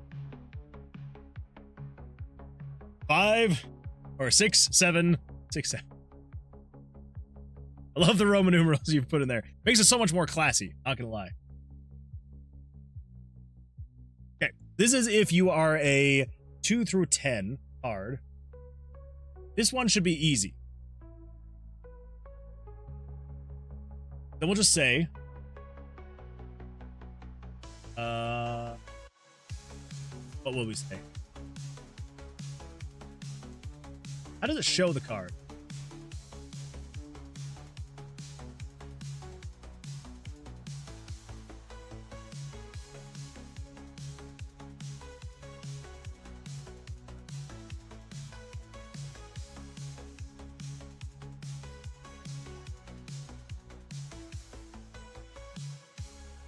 But it's setting it to that value. And over here in the cards themselves, got card dash 1, 2, 2, 2, 3, 2, 4, 2, 5, 2. Okay.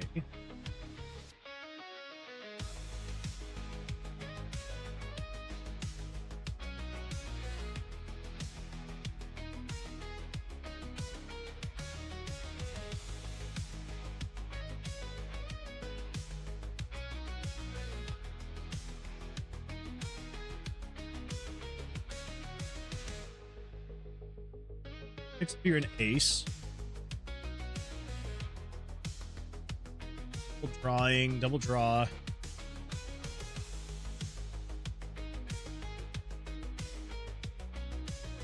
Yes, where is it actually? We're showing picture 100 plus 34.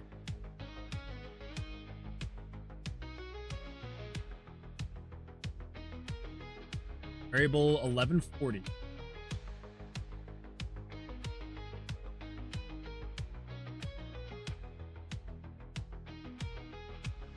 When is it actually getting that value? To show the picture. Because again, it's just setting a random, setting a variable. Oh, that's right. Okay. So variables 1141 through 1192. Those actually have the names of the cards. That's right. Okay. So, I think at that point, what we need to do, we need to say, save that, so I don't lose all that progress. So yeah, so we just basically say, needs to change variable, set variable 35 to equal 35 plus by 6. Okay. So what if we say set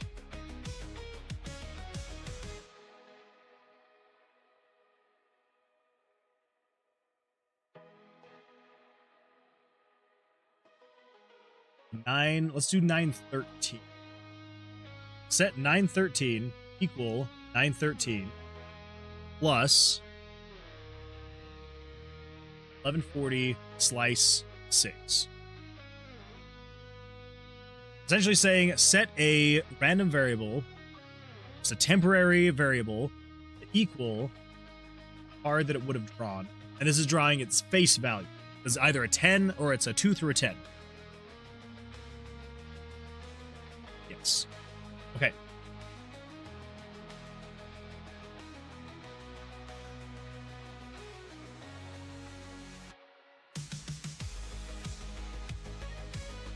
Then we say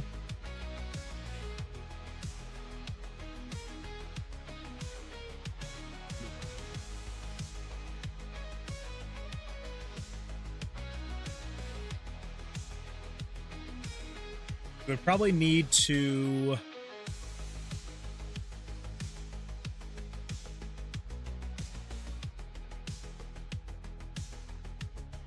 I guess we would just loop through and say, if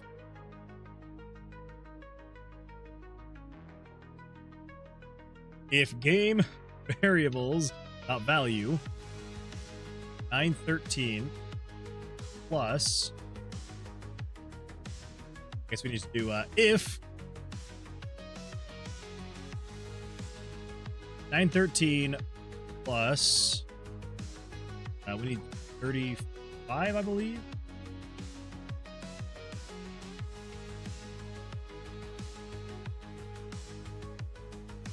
$35 is the draw value, right?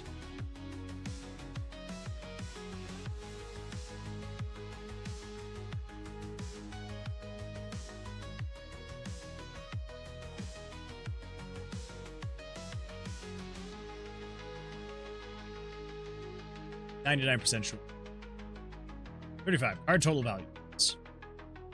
Or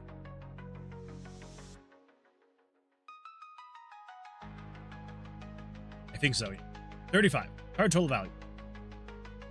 So 913 plus 35. So if the card you are about to draw plus your hand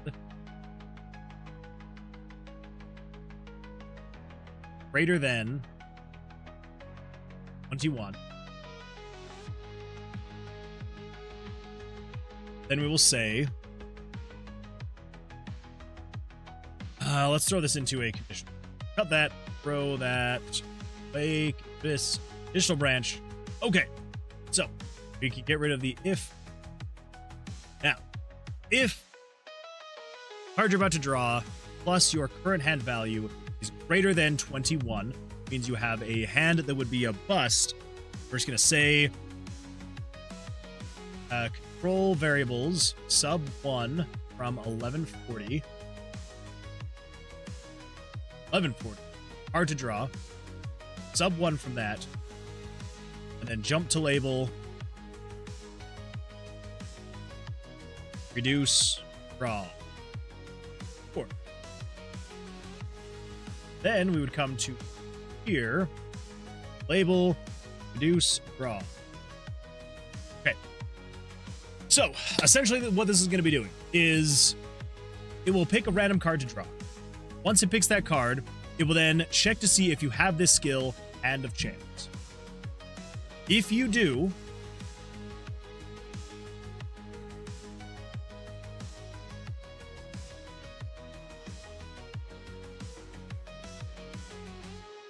if you do, and if the hand you are going to, if the card you're going to be drawing is greater than 21, or if the hand you have plus the card you're drawing would make your hand be greater than 21, then it reduces hard to draw by 1. Which means, say, for example, if you had a 17 and you were going to be drawing an 8, it would say, okay, 17 plus 8 is over 21. Change that 8 to now be a 7. And then jump back up to reduce draw. Jump back up here. So then it would then check again, say, okay, well, you are a card that's a 7, so you would be true here. And then it jumps back through here. It says, okay, if this card that you are drawing is going to be greater than the card you currently have, crap, need to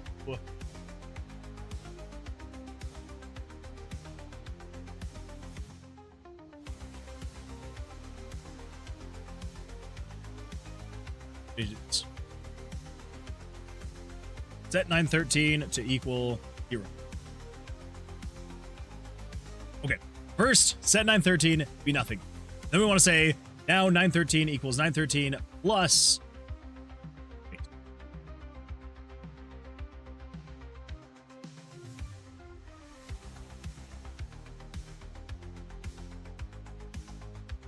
No. No. We don't need to zero it out. We just need to say don't set 913 to equal 913. We just want to say set 913 to equal number, data system, variable, game variables on value 1140 dot slice 6. Yeah. All right, there we go. That's better. That's better. So that is just saying. So if you again, if you had an 18 and if you were to draw an 8, it would then cut it down to a 7, and then jump back up here. It would then say, okay, are you still a 7? Like, are you a 2 through 10? Or because you're a 7, we jump in here, set this variable down to now would be a 7. So now you are, if 7 plus 18 is greater than 21, still would be. Reduce that 1, you know, so now the 7 is now a 6 card, jumps back through, and it loops through. It can loop through this in literally like a fraction. It's like milliseconds that it loops through. So like not too concerned about it looping. Then essentially what we're going to be doing is we need to add a new section here. So if we then copy this, I want to paste that there. So next thing we're going to want to check and see is if the card is a Jack through King. So Jack through Kings. Those cards are a little something different. And this is where like keeping the includes is actually probably going to be better. So 1140. Okay. Yeah. So basically card 1. So that's an ace. So 11 through 13. So we're saying 1151. Checks out.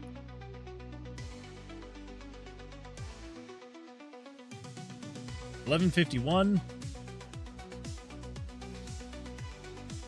1152 and 1153. Those should be the Jack, Queen, and King.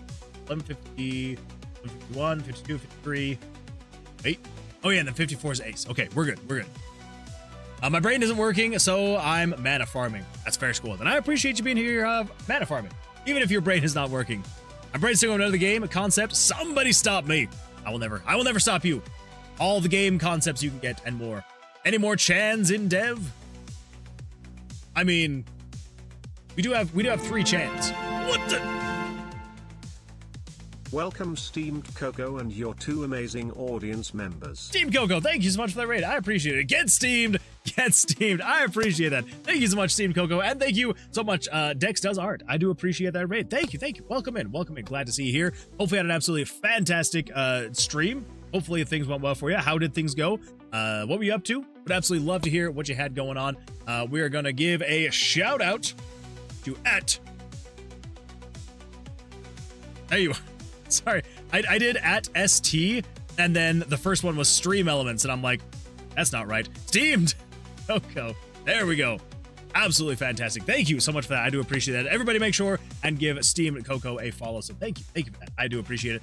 Yeah, again, would absolutely love to hear about, what you were up to on your stream. If you would rather not share, that's totally fair, totally valid, totally understandable. Also, if you got to raid and run, no worries at all. I know that after a long stream, sometimes you got to get out, you got to go eat some food, drink some drinks, use the facilities, get some sleep, whatever it may be. So if that is the case and you got to raid and run, no worries at all. But either way, I do appreciate the stream. And yeah, so thank you for that. Just really quick, just for your own sake, I suppose. My name is Moonwood Games. We are working on a dungeon crawling roguelike RPG called Tomb of Vercilias in RPG Maker MV. So yeah, good times. Good times. We're currently working on the parts of the battle system to keep you from losing as much, to make it a little bit better if you have a certain skill. We're building our hidden object / clicker / gotcha / decoration game. Oh my goodness, that is a lot of really fun sounding themes to have all mixed together. So that is a good time. I like that. I like it. Yeah, very nice. Very nice. I hope that it all went well for you. All the categories. that is all the categories right there. But I like it. I honestly, the hidden object clicker gotcha decoration game honestly doesn't sound that far-fetched when you compare it to the way that I describe this game, which is a retro-style dungeon crawling roguelike RPG where the combat is blackjack. There we go. Sometimes you got to mix a whole bunch of stuff together to get a nice original idea. So I like it. I like it. Okay, so 1151, 1152, 1153. And then we go 1164. Okay, 1154, 1155, 6. And we've got 1177. 1177, 1178, 1179. Last ones for the royal cards going to be 1190. A 1190, 1191, 1192. If you're any of those cards, that means you are a jack through a king.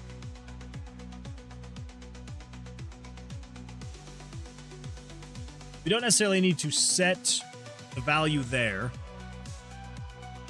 We would just say if 10, because Jack, Queen, and King are all worth 10. So if 10 plus 35 is greater than 21, then we just say card to draw, -1, and then jump back up to reduce draw. So if you're on a King and you get all this, then yeah, then it cuts you down. If you are a... Yeah, we'll probably just keep it at -1, because even if it's a King, that means it is going to loop through and do Queen and Jack. But again, it does this kind of stuff in literal fractions of a second, so I think we should be all right.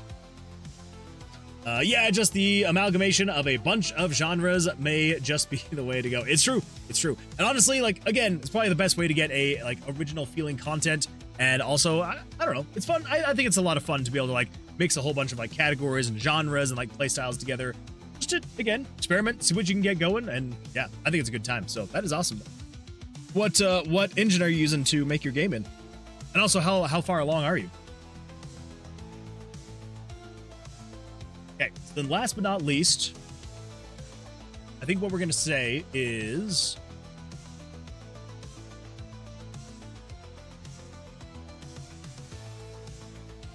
if you... I mean, the last thing is going to be the aces now. Card is ace. Now, the aces, if you remember, can be a little bit weird because they can be a 1 or an 11. Let's just do this really quickly. 1141. Okay, if you include 1141, 1154,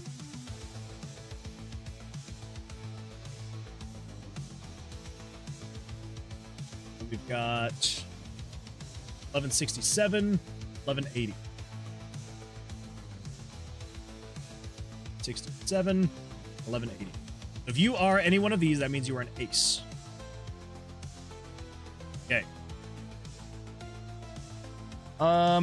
Now...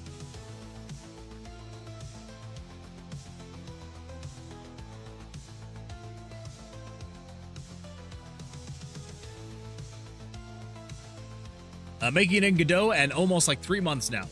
Not bad, not bad. I've heard some great things about Godot. Godot is one that is probably going to be on my radar for maybe switching to and making games in Godot going forward. Been a lot of a learning curve though. I feel like that would be the same for me if I were to switch to Godot. 60 what? 1167. Oh man. Oh boy. Okay, so I said it. I said the number. The glorious, beautiful number. So, okay. Let's say, for example, you draw an ace.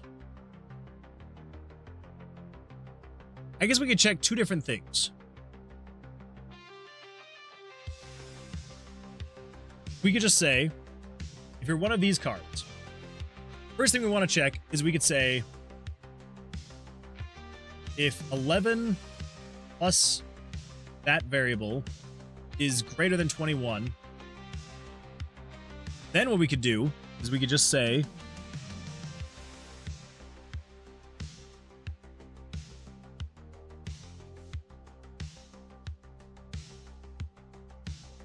yes, I think we want to check 11 first.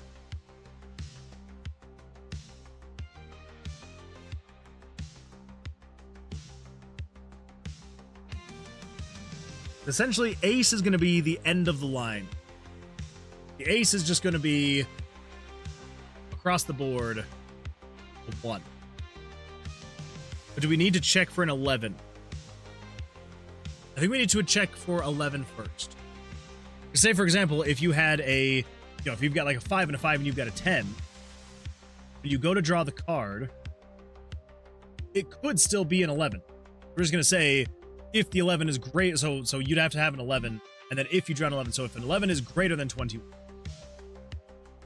So, yeah. So we just say, reduce it by 1, or before we do that, we just want to say this. If 11 is greater than 21, then we're just going to say, well, then what if is 1 plus 21, or if it's 1 plus variable 35 greater than.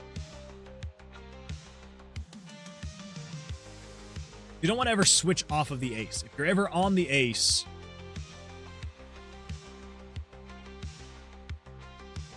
you're greater than 21.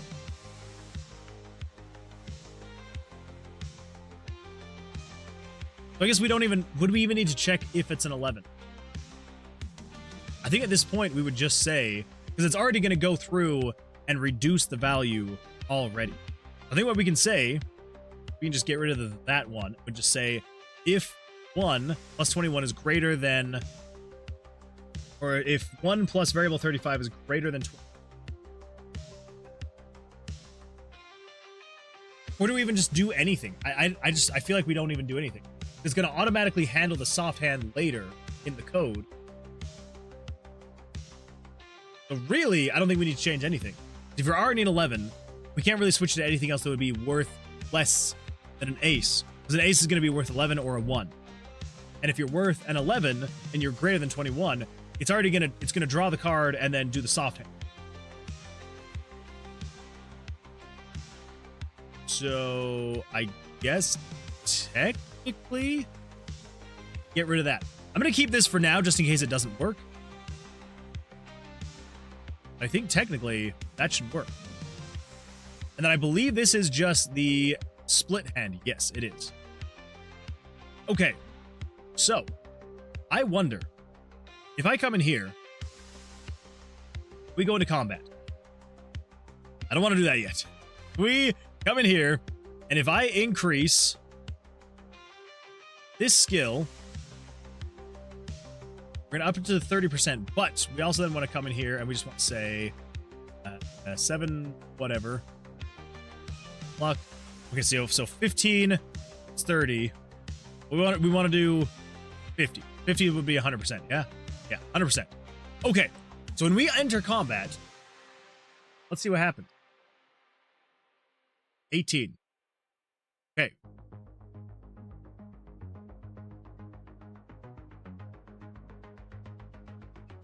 Let's take a hit.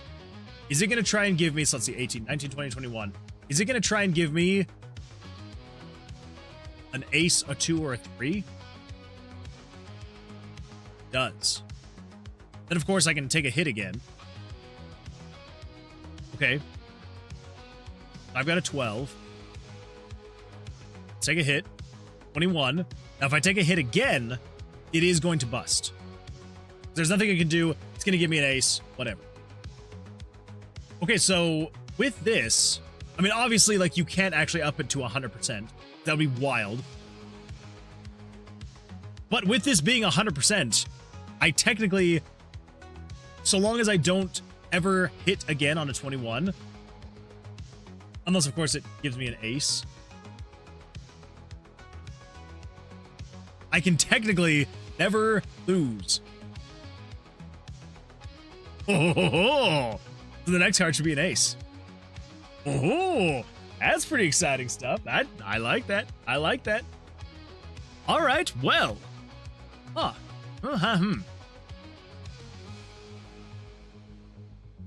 That's actually kind of satisfying. That is a kind of satisfying safeguard. I'm not gonna lie.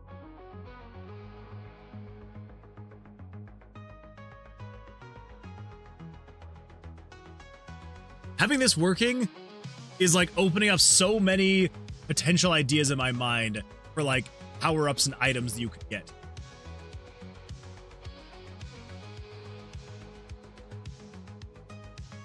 Huh. Like that is so satisfying to have it never allow you to actually have a losing hand.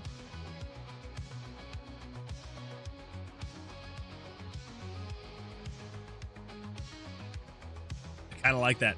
I kind of like that a lot. That is very satisfying. Oh my god. To get just like the perfect hand every time. No matter what.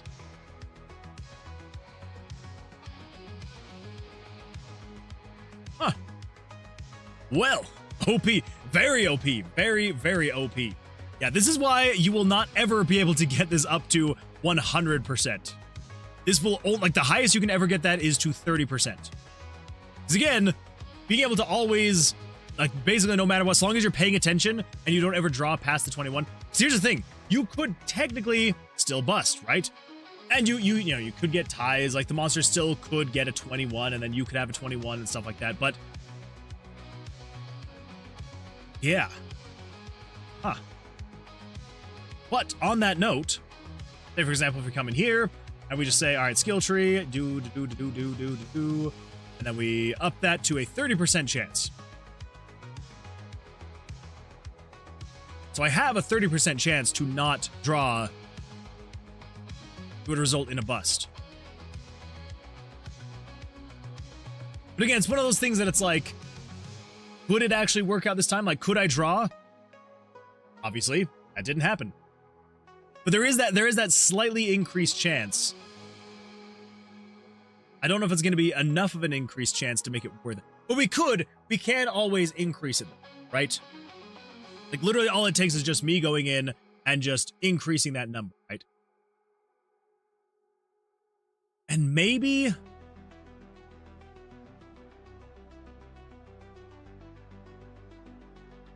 trying to think of other ways that we could add some kind of like visualization to let you know that you've essentially been saved, right? Like, obviously, if you increase this all the way to 30%, like, it's good to know.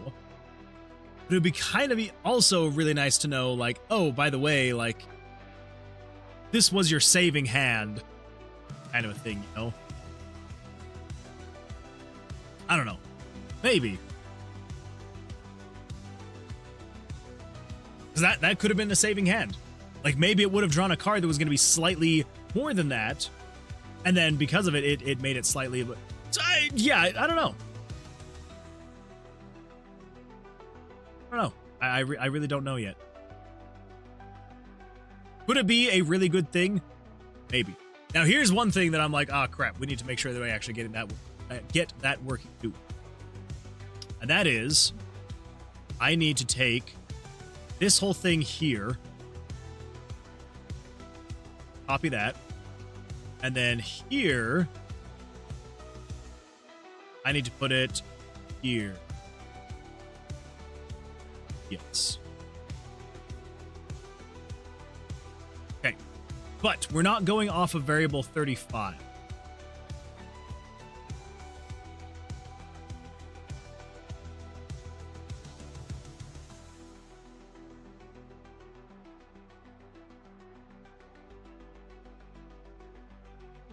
Going off of something else.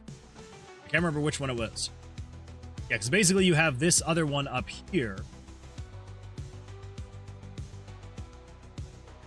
Currently equal to 0. I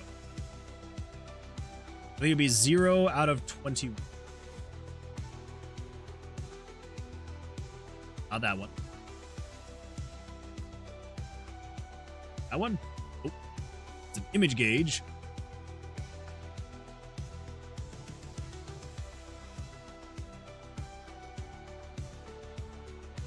That's that down there.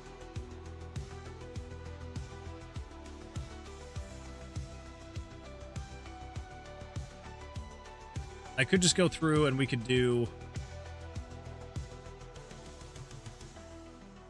Where would it be? Out of 20.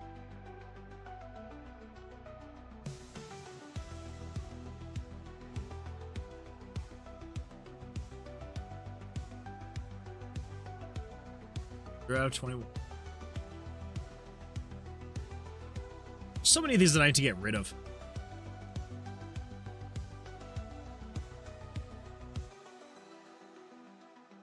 Okay. Where would it be? Ultimately, wait. Oh my gosh. Never mind. That was. Okay. Never mind. I was looking in the right spot. Let's see. William Riker says, tapping out. Happy anniversary. Thank you so much for that. I appreciate that. I hope you have an absolutely fantastic rest of your evening. And yeah, hopefully we'll see you on the Sunday stream. So, till then, good luck. Take care. And also appreciate the happy anniversary. Thank you. Thank you. so Dominating. what? True. True, we are. We are dominating. Okay. Go.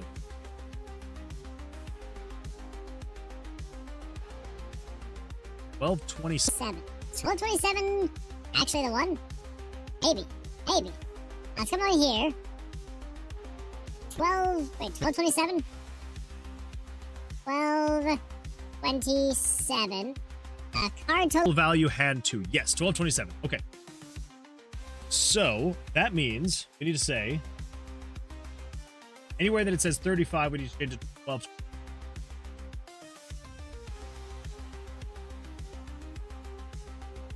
Probably not a whole lot of places.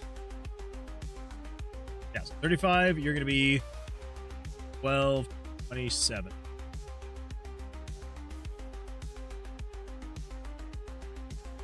You are going to be 12.27. You shouldn't matter at all. I'm pretty sure that's the end of it right there, yeah? Okay. Okay. So, that should mean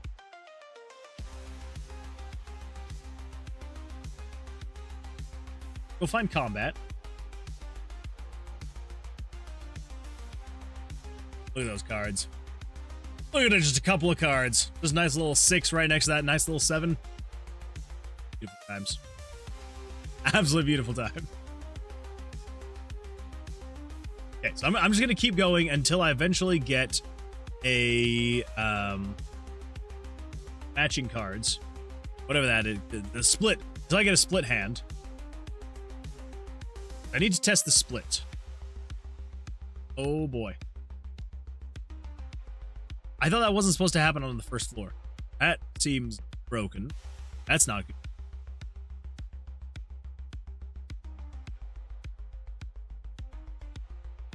Come on, just give me a split. Give me a split.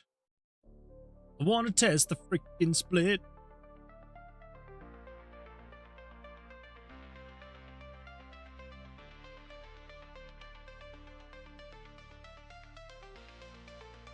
That made me really happy for a second. I thought it was finally time, but no, it is not the case.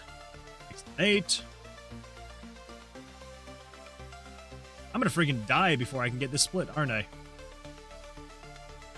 I got it. Come on.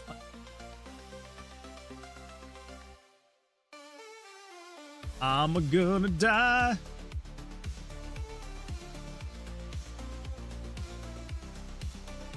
Just give me a split, please. I know you can give me a split. I know you can. I believe in you.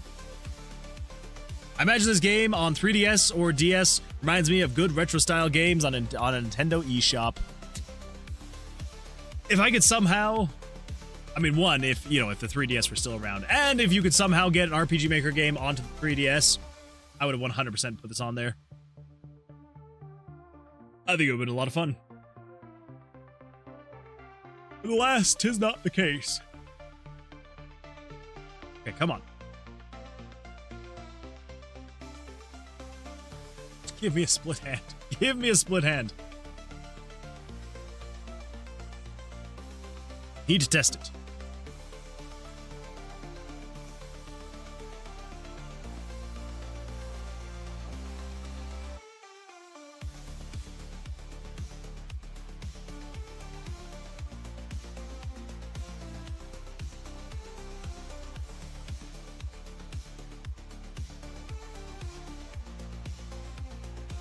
I'm gonna be really sad though if one of these times I actually get a split hand and then I'm gonna accidentally hit stand, aren't I? It's gonna suck.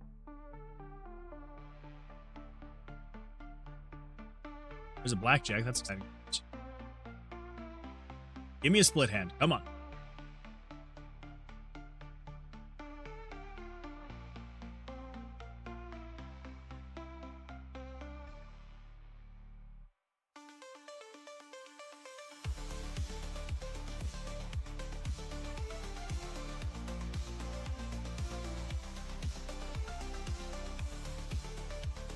No! For a second, I thought that was going to be a split hand. I didn't realize it was an X and a K, not a... I thought it was an X and an X. That would be crazy. Imagine a blank cassette that let people enjoy a game made for DS. That would be really cool. Yeah, that would be an absolute blast.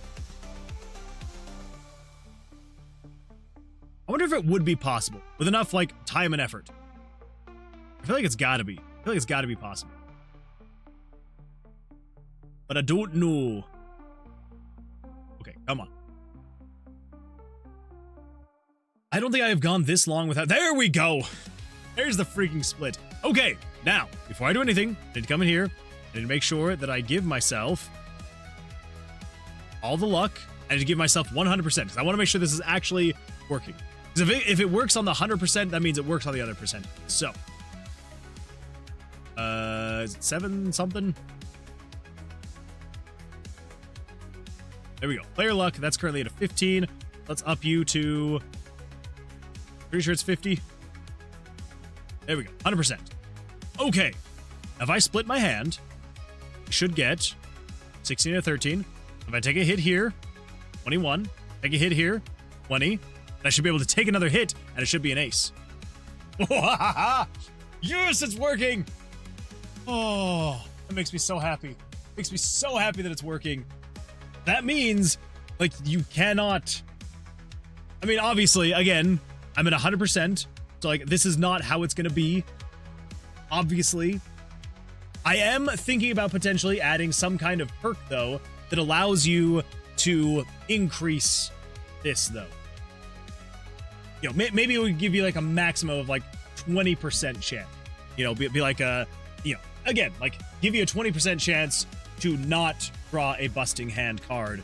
Because then, if you were to combine a maxed out 30% plus a perk, that gives you a 50-50 chance of drawing a card and just having it not ever be able to make you have a losing hand. Which would be absolutely wild. Absolutely wild stuff. And then there's a blackjack. Oh, that was beautiful. Oh, that feels good to have that done. Holy smokes. I honestly did not think I was going to be able to get through that tonight. I legitimately, because I was like, that is a big one.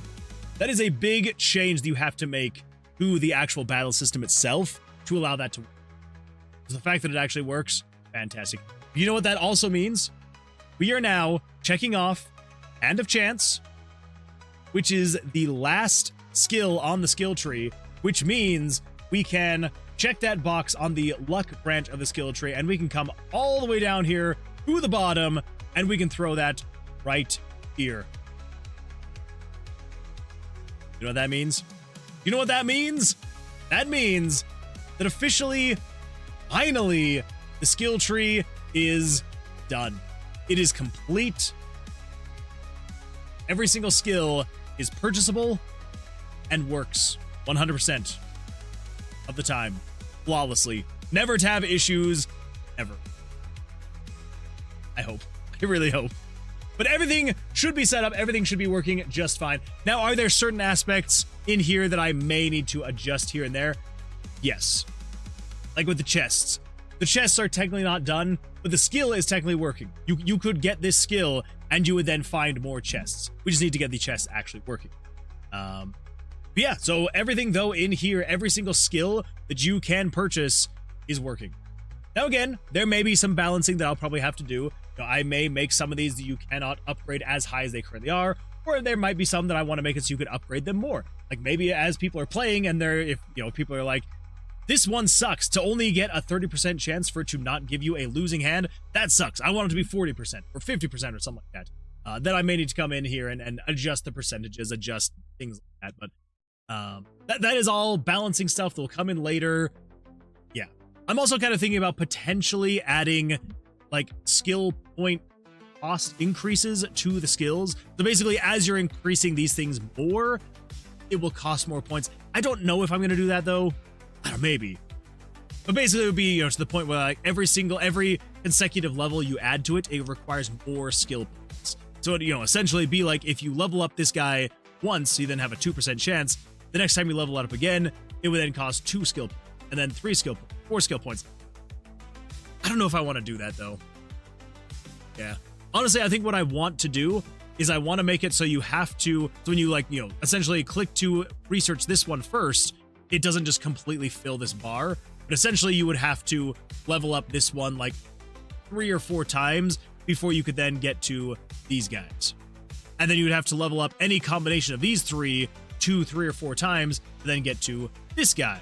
And then same thing, you know, you'd have to level up any 3 of these 2, 3, or 4 times to then be able to get to this guy, so on and so forth. I might do something like that eventually again, but again, that's all like balancing stuff. It just kind of is going to find that fine line between there's enough stuff to be able to choose from, but also being able to not upgrade too quickly and just making the game way too. So, yeah. I also do want to eventually add like a free perk kind of a thing. So like, you know, maybe add like a little button up here that just lets you reset your entire skill tree and it gives you back all of your skill points.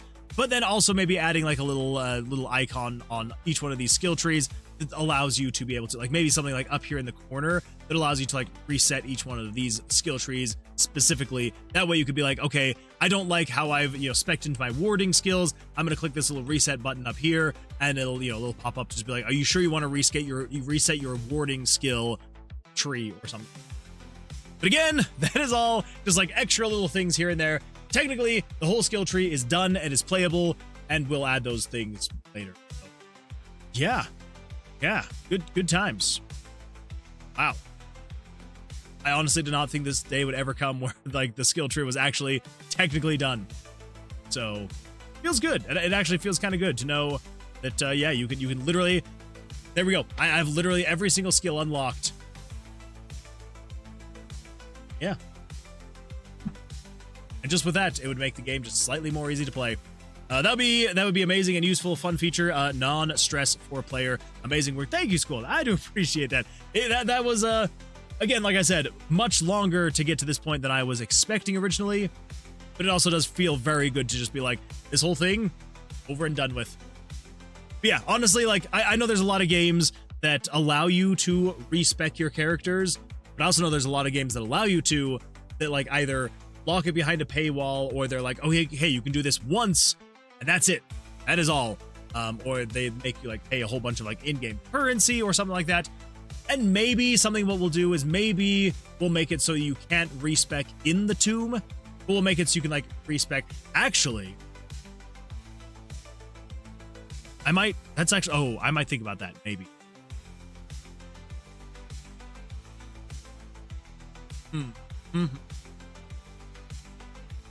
Now that I'm thinking about it, I might make it so that you can. Oh no! I might do that actually. I might make it so that you can only respec in the town. Probably not for the dungeon, for the demo. I feel like probably in the demo, I'm just going to leave it as is. There's going to be the skill tree button right there you can use to be able to respec your character. But I'm kind of thinking maybe in the full release, maybe what we'll do is in the town, when you visit the church, the vendor option for the church is going to be your skill tree. So at the church, which is basically where you're going to respawn when you die, in the church is where you'll actually be able to pick up your, like, open up your skill tree and upgrade your skills. I might do something like that. Yeah. Maybe.